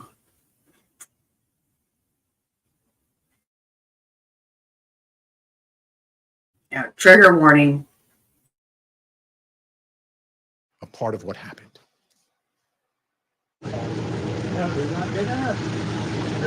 Stop. Stop. I'll call 911. Stop. No, you're not leaving. Hi. No, you're not. You're not leaving my home. Stop. Yeah, all right. Stop. Stop. Get there. Help. Help. Help. She's begging for her life. He calls 911.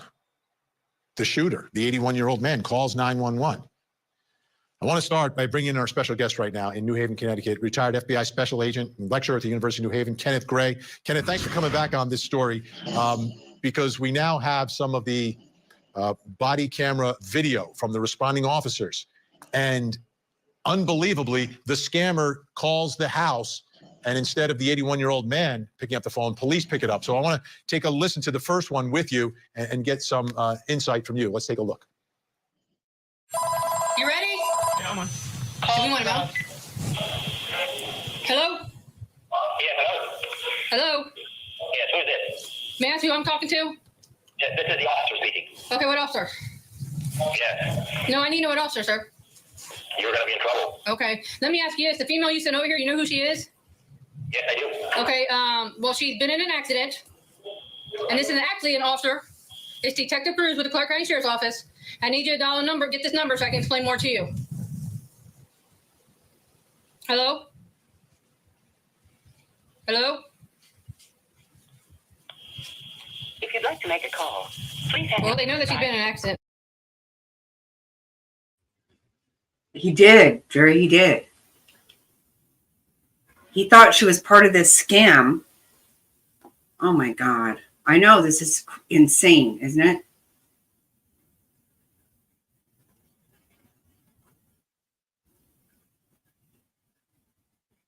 So the scammers called back. I know. Oh my God. All right, Kenneth, I want to begin here. They know the backstory because Mr. Brock has explained what has happened here about the $12,000. They found the gun inside. They found the $12,000 in an envelope. What are your thoughts first about how the call was handled there? So, you have to play the ball where it lies. The person is calling at the time while the officers are there. And so I think that they probably played it about the only way they could have. They could have played him along further, trying to get him to provide more information. Instead, they revealed the fact that they were police and to call them back. I'm not surprised he hung up. What did you hear in his voice from the scammer? Is there anything about it that sort of struck you? Immediately, he's trying to claim that he's police and that the person that answers the phone is going to be in trouble. And so he's still trying to play along with this original scam, detailing why Mr. Brock needs to provide the $12,000. But then he goes silent when he finds out that he's actually talking to a detective from the local police there. So, the jig's up. He knows that he now has a problem. He's probably trying to figure out what his next step is going to be. Now, at that point, I mean, police are not required to reveal that they're police at that moment. They can pretend to not be, right? Absolutely. That was a tactical error on their part. As I say, they could have played it along a lot longer to try to get details out of him, to try to lure him potentially to the location. But at the same time, that the person has contacted Uber, so there's going to be a pathway back to that person. And so did they lose something? They lost an opportunity to try to tie more into the case, to the extortion case. As far as to the murder, that's going to be a lot. I have no idea. Isn't that crazy though? I don't even know how to feel about that. I mean, you can't just shoot her though. I mean, you didn't give the money. If you're getting scammed and you realize it's a scam, then yeah, then you can't just shoot her. My God. I know, it's so, oh my God. Listening to her cry for help, oh my God. Oh. Can you imagine? She's just doing her job. I know. Like, he's nuts, right? He had the $12,000 already. Like, he fell for some bullshit. And then wants to go and shoot her. These scammers, though, you know what? Sending somebody over there to do something illegal that they know nothing about, that's fucking nuts. It's all crazy. But you can't just shoot her. My God. This is so nuts. A lot harder to do. Now, unbelievably, the scammer calls back. So let's take a listen to the second phone call from the scammer. Hello? Yes, I'm sorry, we got disconnected there. Okay. What were you saying? She was in an accident. This is Detective Cruz with the Clark County Sheriff's Office. She was taken to the hospital. I need you to call so we can get more information on her. Okay, what type of accident? It was a serious accident. We'll just say that. A serious accident? Yes. Is she okay? No, she's not doing well. Oh, no. Yeah. She just said she was taken to the hospital. What hospital I'm not going to tell you that until you meet me, so I can make sure you're family or something like that. Okay, I'm going to be there. Give me 20 minutes. Okay, thank you. Where is the gentleman that was there? Huh? The gentleman that was there. Where is he? He's talking to us, so I need you to come. Okay, thank you. I'll be there. 20 minutes, get ready. Let's see if he shows up. He doesn't show up. I mean, I'm trying to understand. Do they believe that this scammer is that amateur at this? I mean, was there something in his voice that might lead you to believe that this guy, didn't know what he was doing? Not to me. I mean, to me, this is a detective that is dealing with the situation that she has no idea how this played out. And so she's just winging it at the moment, but lost opportunity here potentially. But at the same time, this investigation, it still has to continue. You have to identify who the individual is, interview them if at all possible, or they're going to lawyer up, and then charge them with the extortion, charge them potentially with manslaughter. Now, we got to hear a little bit more from the scammer this time. The first thing that struck me is, I know we always suspect a lot of these scams come from overseas. This guy's not from overseas. I mean, I know, isn't this crazy? I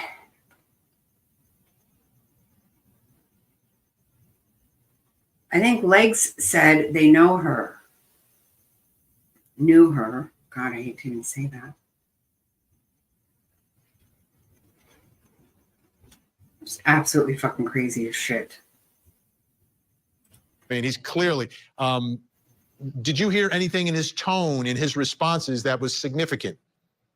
And so I was surprised at the calmness. You would think that after having set this scam in motion, to be told that the Uber driver had been injured, had been in a serious accident, and that he needed to show up there, I would have expected to have him sound a lot more nervous than that.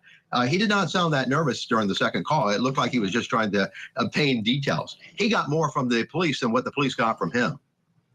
Yes, and so in investigating this, right? Okay, so now he hangs up, he's done. How difficult is it if someone wants to hide it? Like, I know we get these calls from numbers that show up on our caller ID that aren't really from those numbers. I know people can be very sophisticated with that. What are your concerns in trying to track down the scammer? What are your concerns about trying to get the person who is really responsible for setting all of this into motion? So we have phone calls, but we also have the Uber app. So there's at least two different pathways there that you can use for investigative purposes to try to identify this person. You notice she was trying to get him to call her back. I think that trying to get that second phone call there was to try to have a chance to try to trace it, as opposed to going just by the revealed phone number. Thank you. Where is the gentleman that was there? Okay, what we're going to do right now, I want to take a listen to, we have much more of this body camera video. Let's take a look at how things transpired as police responded to this. I mean, this is not your everyday call that police are responding to.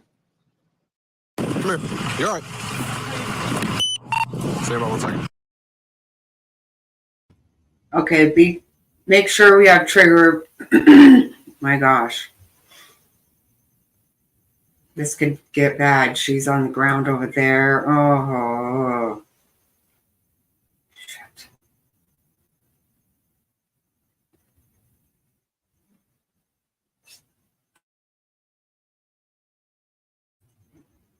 Oh my God. I know.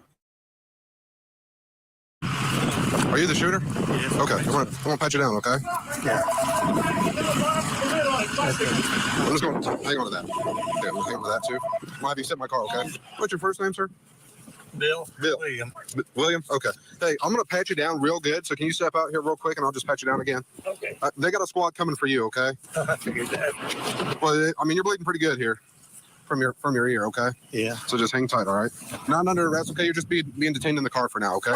Like I said, there's a squad coming to check you, okay? Yeah. So just give us a few. I'm sure glad to see you guys out here because I've been on this phone for a couple hours with this guy trying to say that he had a nephew in jail and had a wreck in Charleston and just kept hanging on and needing on money. And this woman was supposed to, figured it. All right. I kept getting different names and different stories out of him. So we're going to have you, are you in?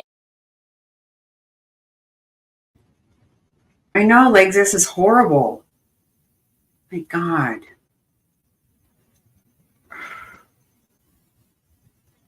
I really can't even freaking believe this. Injured anywhere? Just a little nick on the side there where she slammed the car door on me. Okay.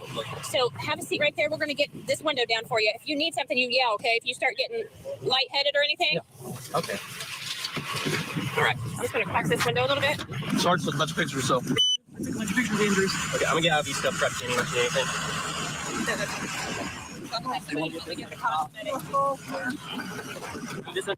Come on.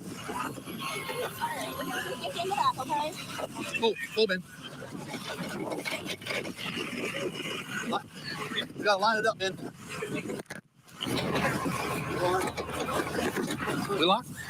Did they get stabilized a little bit? She's in the ambulance, so don't get her careful how to get her situated.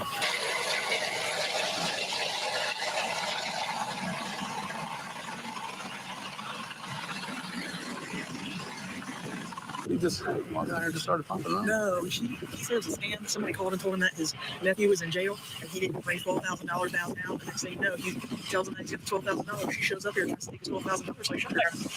He said slam the door on his head. She slammed the door, is it? Yeah, it's good. Oh? Yeah. Oh? Yeah. We didn't go inside your home. Well, there's $12,000 of an envelope in here that I'm supposed to take to Springfield. And she was sitting out to Springfield this week. And I'm supposed to take it to this black vehicle in front of the courthouse. This way.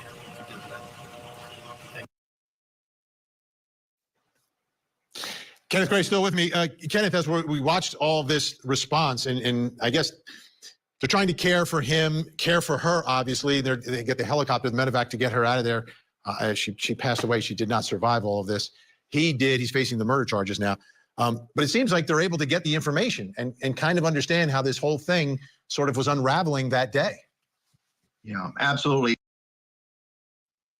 Yeah, but you know what? That he should not have shot her.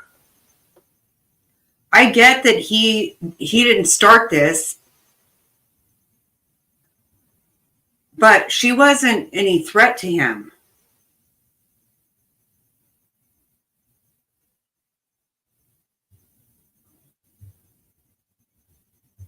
Right. I get that he got scammed. That's not cool, but my God, she was not a threat to him.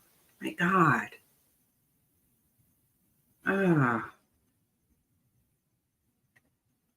She was even saying she was going to call the police. She was not part of it. She didn't fucking know. Oh my God. This is terrible, terrible. So he confirms the details there with the officer that was patting him down and putting him in the back of the car. We get the details of it, and it is consistent with the story as we know it so far. And so, again, a tragic accident here that turned into a murder. But that in no way excuses the fact that he shot and killed this woman by mistaking her as being part of the scam.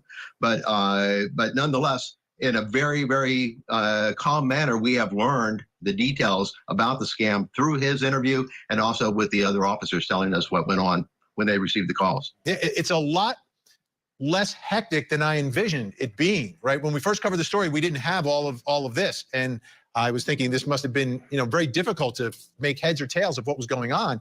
But because William Brock is so calm, he's able to give the information and everything seems to check out inside. You got the envelope with the $12,000 inside, and then the phone calls happen. So everything kind of quickly comes together for investigators. But now I think the most important part of all this is finding the person who set this in motion.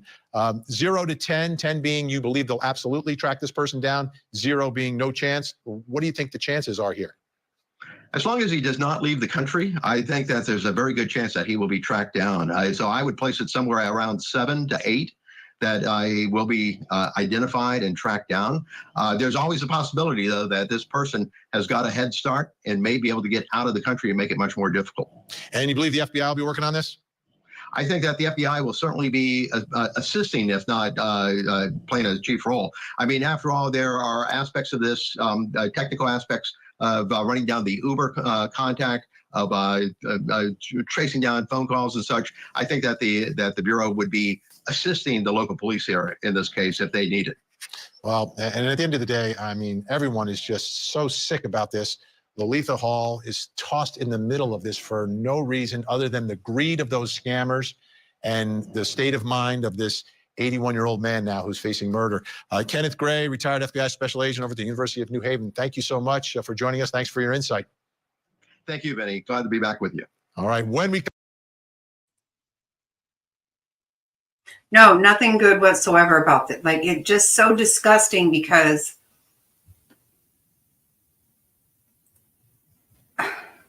it is. That's the thing. Like, I do feel bad for him in a sense because, you know, he didn't know what the fuck was going on. He obviously bought into it to some degree at some point. But he was trying to tell her to give him her phone. Why? I mean, just because I get that you probably want to catch these scammers or whatever, but to just shoot her was crazy. Oh, God. That is really wild, that one. Yeah, it's all ridiculous. It is.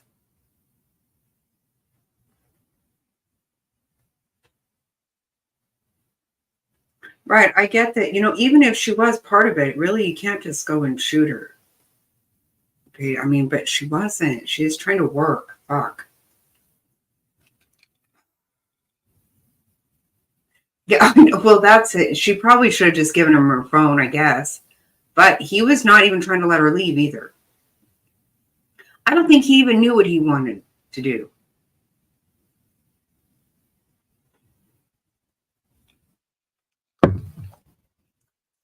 Yeah, that really is bad, bad, bad.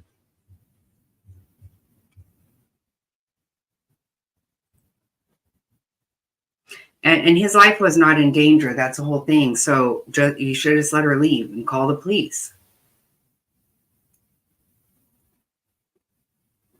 Right. I'm assuming. I really believe fully he's not in his right mind. I know. Well, I don't think he's that mean. Otherwise, would he be giving the $12,000? I mean, I would be saying, hold on a second. If my nephew's in jail, then he's going to be okay until I figure all this out. I don't just have somebody come over and get $12,000. It's not the way that works. So I feel like he must not be that mean, or he wouldn't be all willing to do that. I don't know. I think he's not right. Yeah. Wow.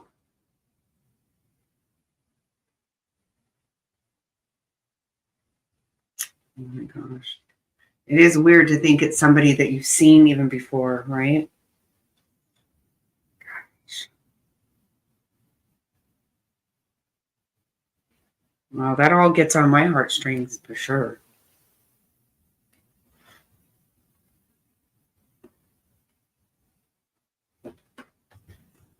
It is a crazy damn world.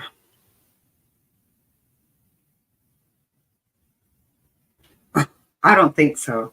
I don't know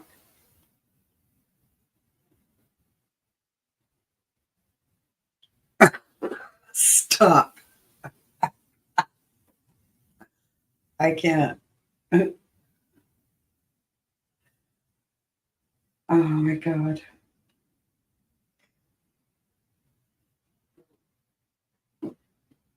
I'm saying I don't think so, but I guess I don't know. I don't have any idea. I didn't even know that Uber did that.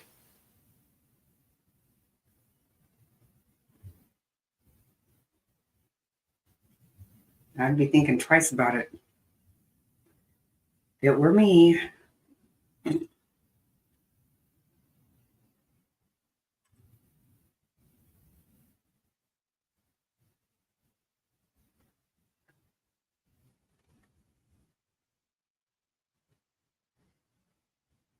No, I know. I know. I get it.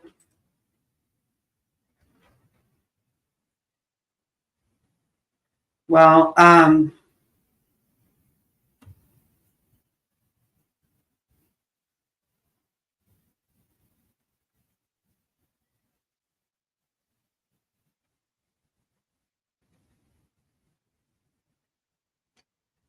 What the hell? Look at JLR's or Dolly's thumbnail.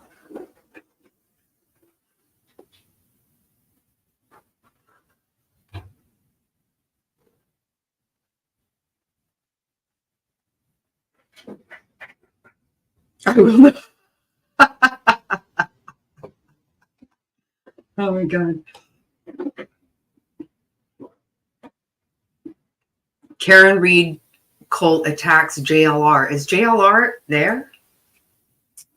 What the fuck is going on?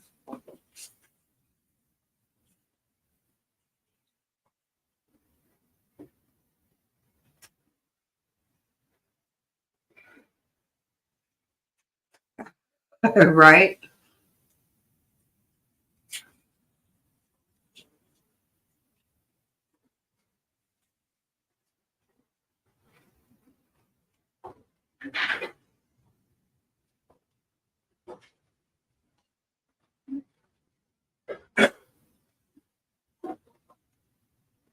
What the fuck? There's some crazy shit going on here, people.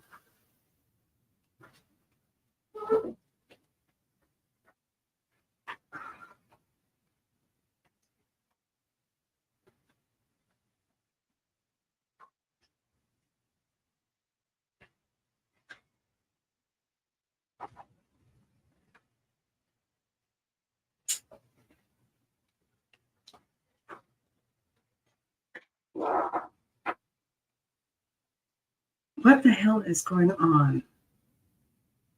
I know.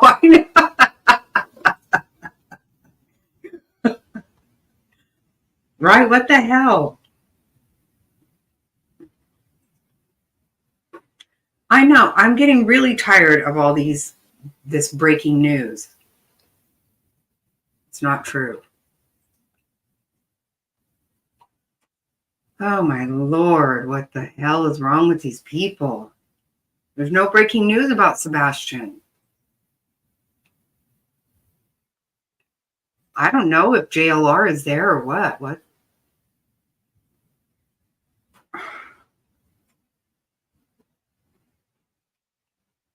My God.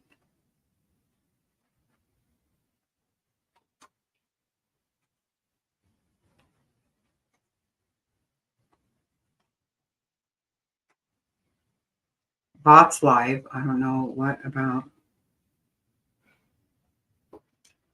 Yeah, me too. Exactly. Yeah, I don't want to hear any more about it either. It's gotten.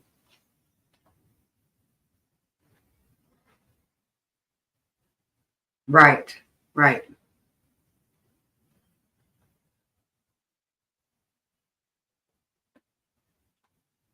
Yeah, he's got 3,000 people in there listening to this shit.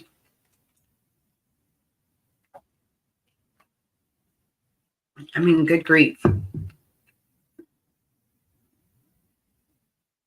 It is. I almost, I mean, I pretty much only will talk about it to say how ridiculous it is.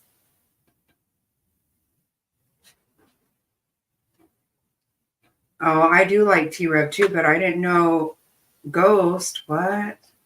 I didn't see that. Oh, good grief, people. It does.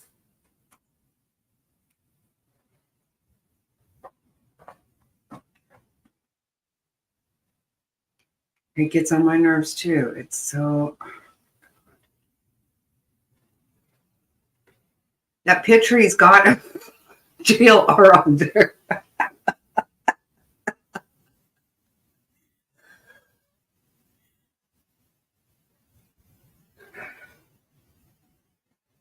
I don't know about.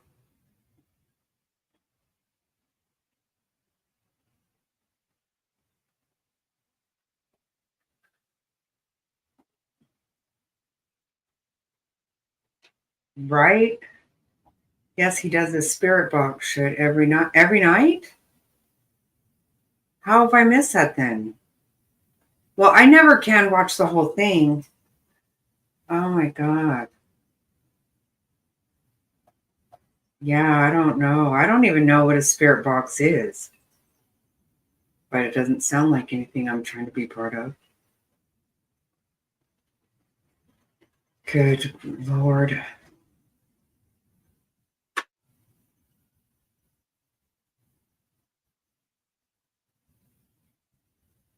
Oh.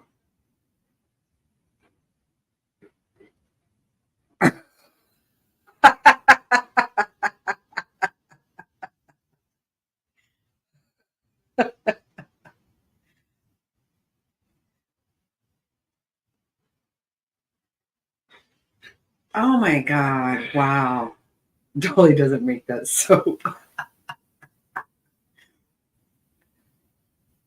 Oh wow. Yeah, I don't care about that stuff. I won't, because I don't care about that. I don't know about it.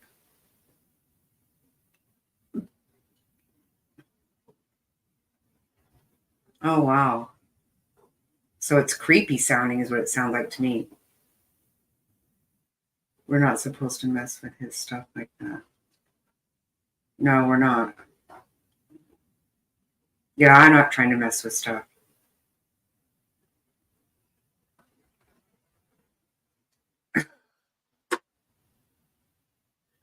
Oh my God. Yeah, I guess so. I can't believe T-Rab does that. I never knew he did that.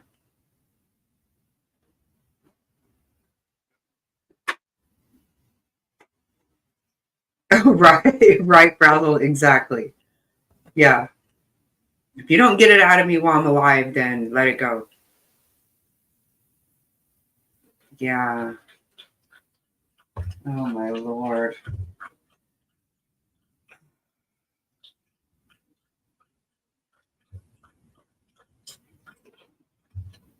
But Dolly's having a hell of a time with these thumbnails.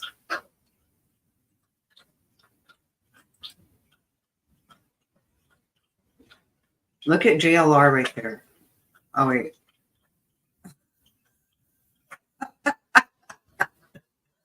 Put his dukes up.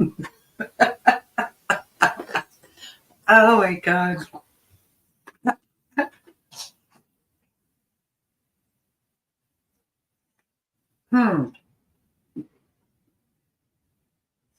Where the fuck did he get that picture?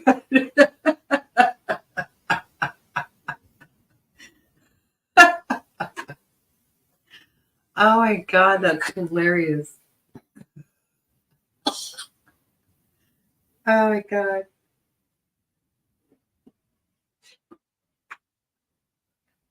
Oh my God, that's funny.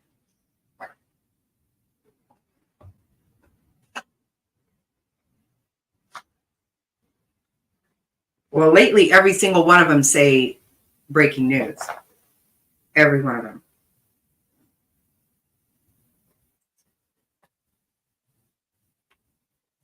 Right. No, you're right. Actually, I don't care if he does. Yeah, I agree, Queen. I agree. I just never thought anything about it.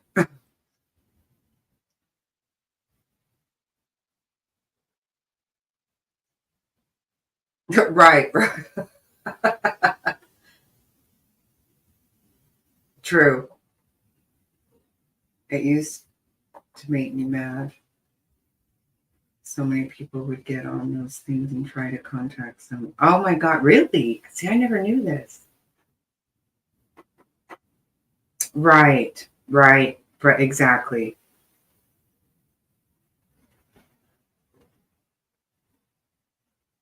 Need some respect for my son.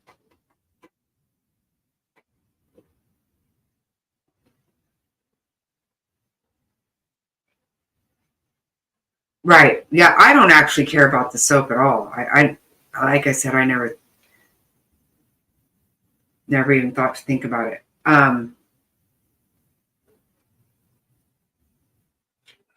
Yeah, I don't care what he does with that. But yeah, the breaking news, it is not breaking news. It's driving me fucking nuts.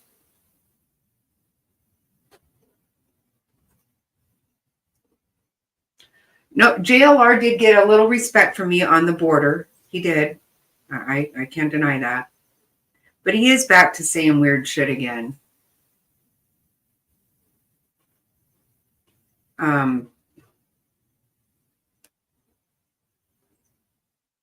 He has some really odd theories about things.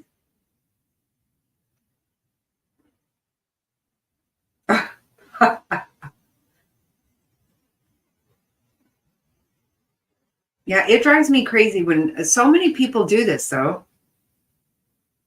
And I will say this, although I don't know anything about this spirit box, I do know that T-Rab is talking about that every day also. I think probably everybody is. I just can't make myself do shit like that.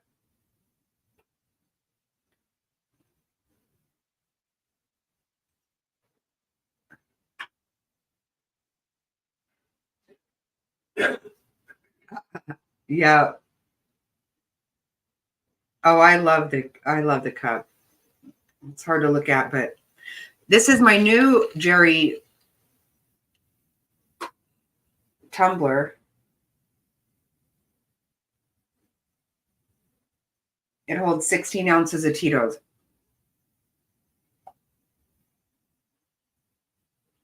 Oh, you're right. Yeah, it does.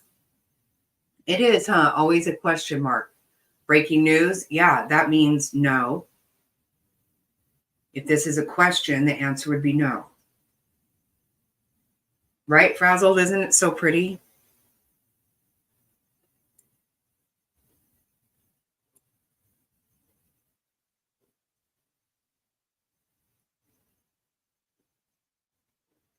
And he has got a really long intro, too. I can't be listening to that.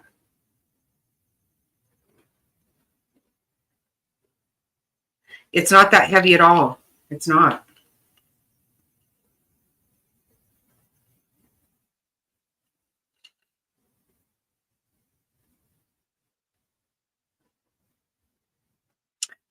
You too, Queen.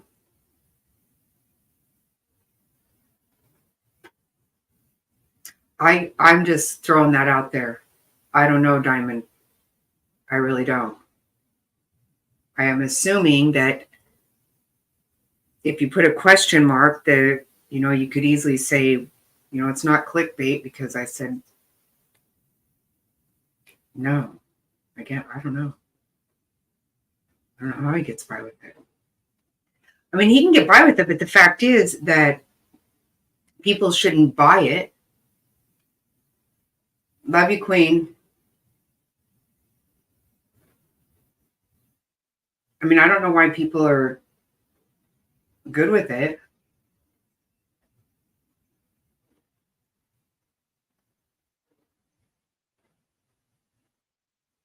Yeah, let me know if you need anything, Queen.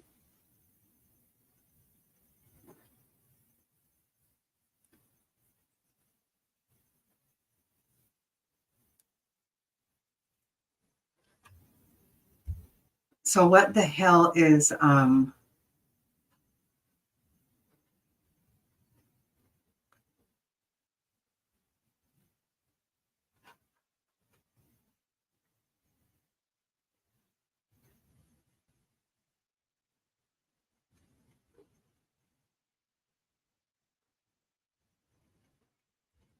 what is Michelle doing now? Is she already over?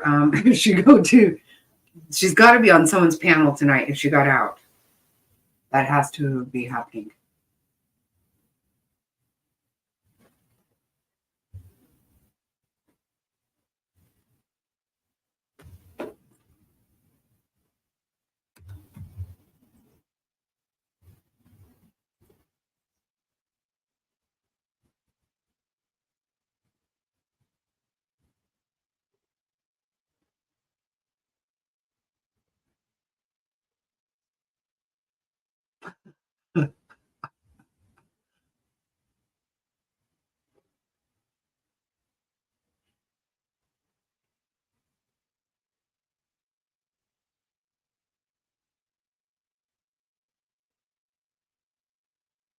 What the hell?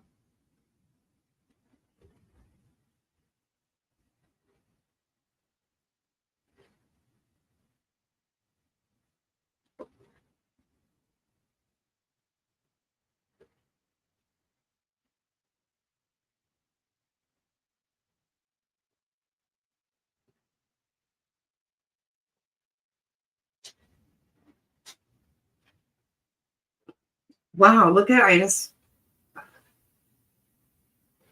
Who is Bobby Dillon? Do you guys know?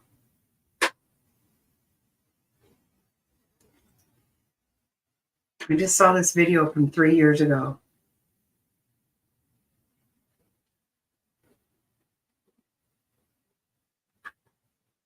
IPT network.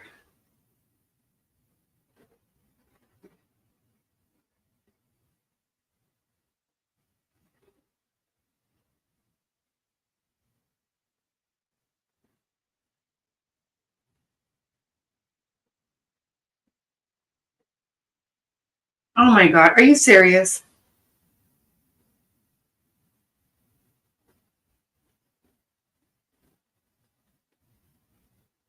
Oh Lord, it's a baby. Good grief. What the hell is wrong with her?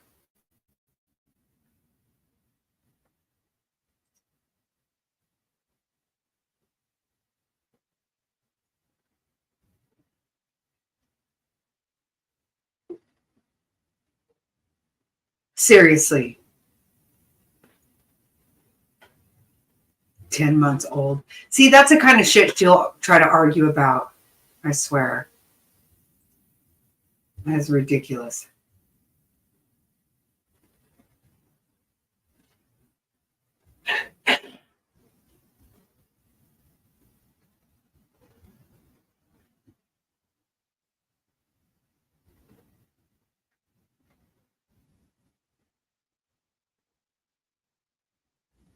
Wow, this is some weird shit I'm seeing on here.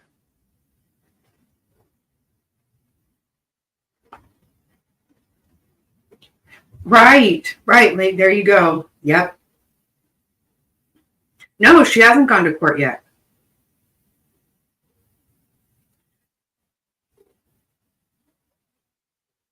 No, she was in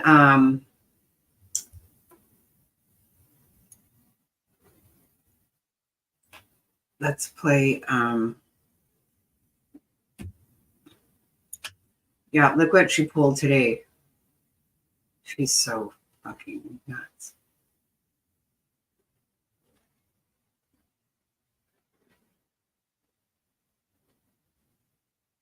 Oh, okay.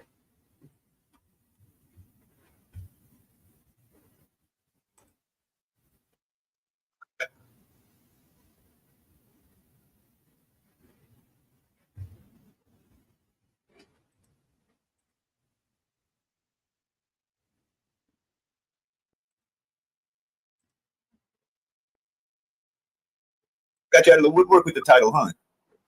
Can you hear me? Yeah, I can hear you now. What's up? How you doing, Michelle? I'm in the hospital. I see. How's it going? Like, what's the deal? You don't look too hot. No offense. You look like you're a little under the weather, maybe. I feel like shit. Hold on. I've seen this hospital before. I'm not trying to dox you, but you got to be careful what you say, Michelle. Okay, good. Hey, because you know they're autistic. They look like that hospital. I wasn't logging on until I knew that I was getting discharged. So I was at the Bradley Center. I can totally dox where I was, right? And it was. Be careful though. I don't give a fuck. I was at a dual diagnosis hospital, right? And Saturday, this girl like wigged out, and we were eating dinner, and she punched me in the face, like for no reason whatsoever. Yeah, for no reason whatsoever, and like knocked me out of my chair. And I was like, on the floor, like. You got to leave out of that place, Michelle. Well, let me finish. It's volunteer. You're there because you choose to. It's a volunteer place. You can leave. I'm in a hospital right now. So Saturday, she punched me in the face and like knocked me out of my chair. And I was like in between the wall and a table, and she just started kicking me and stomping on me. So, my nose is broke. Black? Yeah. Fucking niggers, man. But my nose is Time out, Michelle. You see, that's how niggers act, people. I Go ahead, have Michelle, my bad. 2 broken ribs. Right. I already had a fracture or compression fracture in my back, but I have another one. I am suing them. I You am should sue, suing them. definitely. Yeah, I that's am fucking definitely suing them. So I was waiting until I knew I was going to be discharged, so people didn't dox or call. Was it like so you had an argument or no? It just was so totally random. We had a few words, but nothing. She's way big. She's like some big burly bohemian god, I'm sure. I'm not gonna say anything about her looks or anything, but I really. Well, how much more was she? Twice your size, I'm sure. She was shorter than me, but she was 2.5 times my size. She just wouldn't stop kicking me. I know, and I couldn't get up. Yeah, you're not a fight. You're not like a gangster. Blood Like you're was not going to be everywhere. fighting. Blood was I'm sorry everywhere, that happened, Michelle. and it took the text probably a good 2 minutes to get to me. And so, Like you were in the cafeteria or something? Like where were you at? Yeah, we were eating dinner, and she just fucking flipped her. She just flipped. It was a dual diagnosis. It was a dual diagnosis. She's so full of shit. My God. Yeah, it did. It actually did. I didn't believe it either. But watch this. Oh, Lord.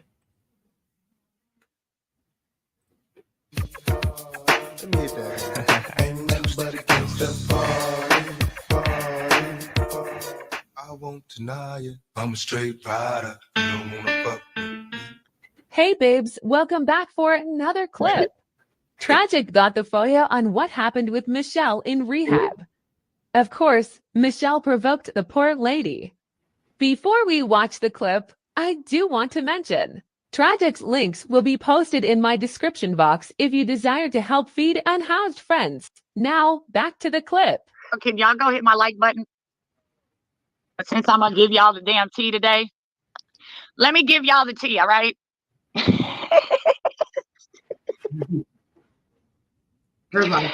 All right. I'm just going to use Tink and Blank for the names. All right. It says, officer, was dispatched to, in reference to an assault. Tink reported she was in the cafeteria and was jumped by Blank.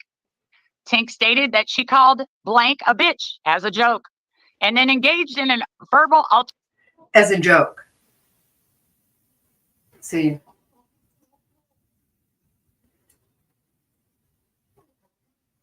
Yeah, you're right. Yeah, that's true, Legs. You're right. I didn't think about. Wow. altercation with Blank. Tink stated that Blank was taunting her, trying to fight. Tink stated Banks then punched her, causing her to fall to the ground, and then stomped her approximately 10 times. Tink stated the staff members then came to stop the fight, and Tink reported she did not fight back. I did not fight back. Right. She did this for no reason. Now, interview with the other side. Blank reported Tink called her ugly, started picking on her verbally. She also stated that her newborn is sick, and Tink said her child was going to die.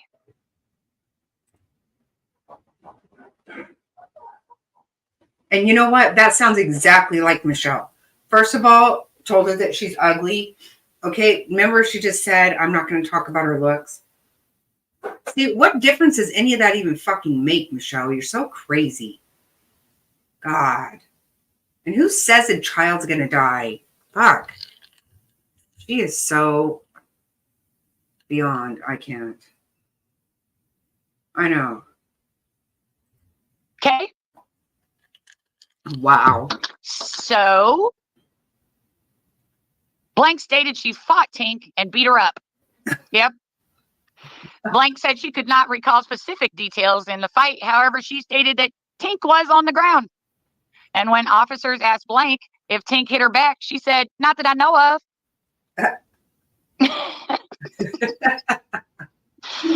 Police action gathered information for report. Tink was bleeding from her nose and had swelling in 3 different spots on top of her head. Exactly. EMS advised Tink she also had bruising on her back and sides. And Blank had no visible injuries. They were all the injuries were recorded on body cam. So what you probably shouldn't have done was called her a bitch, started picking on her, and then told her kid was going to pass. That's what you probably shouldn't have done. You're always talking about people's kids and how people are going to die. And you must have thought that you were still behind your phone. Yeah, exactly. See, that's what you can't do. Everybody online been telling you cannot say this stuff. You just running around, diarrhea of the mouth, saying whatever you want, going after people's kids, always telling people somebody's going to die. And guess what? She pulled your ticket. She punched your clock. She called your bluff. And you know what? They're not responsible. They're not responsible. They didn't sign a piece of paper that said we're going to be legally liable for your mouth while you're in here. For your mouth.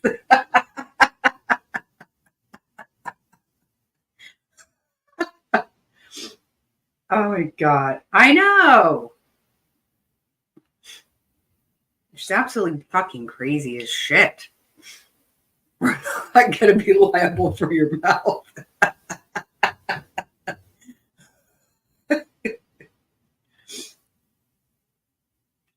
Right. She always takes it way. She has to go to such a vile stage. Like, it's unbelievable. What the fuck is God? I do not. Nobody says that horrible shit. You're running your mouth saying stuff like that, telling that lady her newborn's going to die and that she's ugly and that she's a bitch. You can't do that.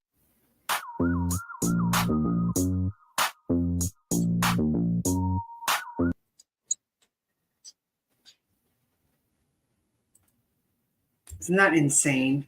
She really is fucking crazy ass. It is. Everything's to the extreme. Like, my God. Nobody even thinks the kind of weird or nasty, mean things that she says. It's so crazy.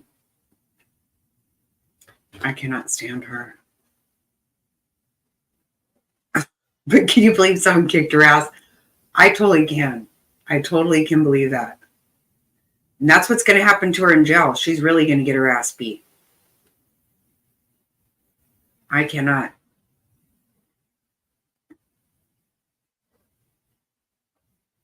Right. Right. Yeah, not a good, no, not a good idea. Not at all.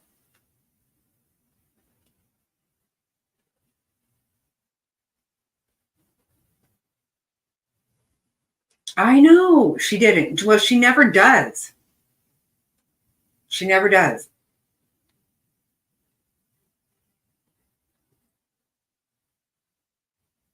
Hold on one second.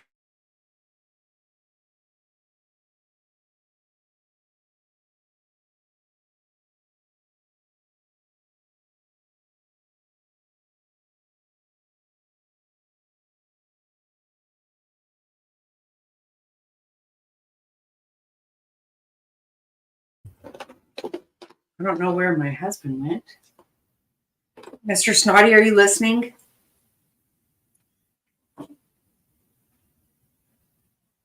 I don't know where he's at, but I always...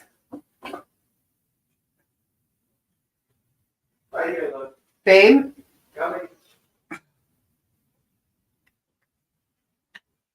I do this. Babe, do you smell gas?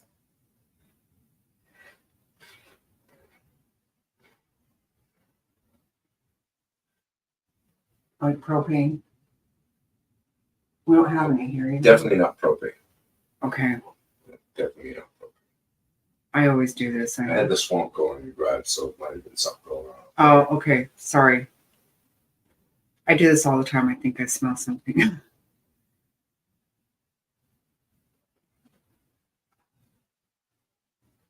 They said oh yeah, they don't. Right.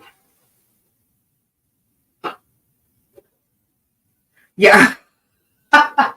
Yeah, she got her nose broke for now she's got a dick on her face, right? That's right. Yeah, I forgot about that. That's what you get, Michelle. Now you get to have a dick on your face. Sick, twisted nut job. She is seriously crazy. That shit crazy.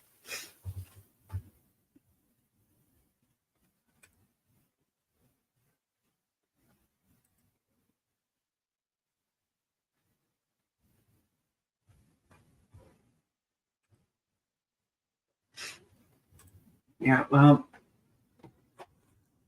and I don't even care.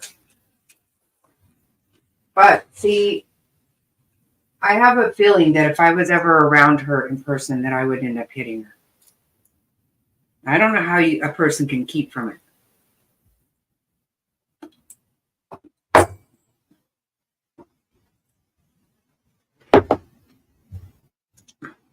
Now I'm looking at this.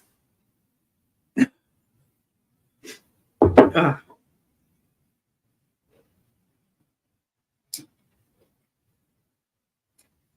But I thought she was all a badass fighter. Doesn't she say that? Maybe I'm wrong.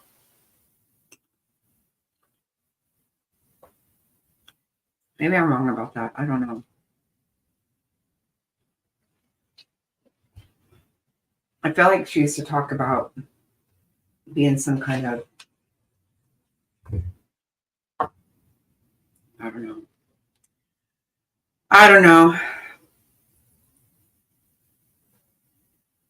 I don't even care. She's a nut. Did she? I was going to say, I feel like she did. Well, I would think that she was not afraid of people because of the way she runs her mouth. And she obviously does it to people's face, too. Not just on the internet. Like Tragic said, you're not on your phone. You need to stop it. I don't know. She's crazy as shit. But okay, I'm gonna get off here. I was on all day today. So thank you so much, The Real Me. I can't tell you how much I appreciate that. And I hope you will come back. I am excited to meet you in Georgia. I want to go to that island too. I'm gonna go when I go there. Check it out. But I'm gonna get to bed. Get ready for trial tomorrow. So thank you guys so much for being here. Yeah, I'm excited too. I totally appreciate you coming on here. It was great. Yes, you too, Gabi. Everybody have a good night. Thank you so much. I love you guys. And shut up, Hondo. And good night, Ira McGinnis, wherever you are. Good night. God bless. Love you. Bye, guys.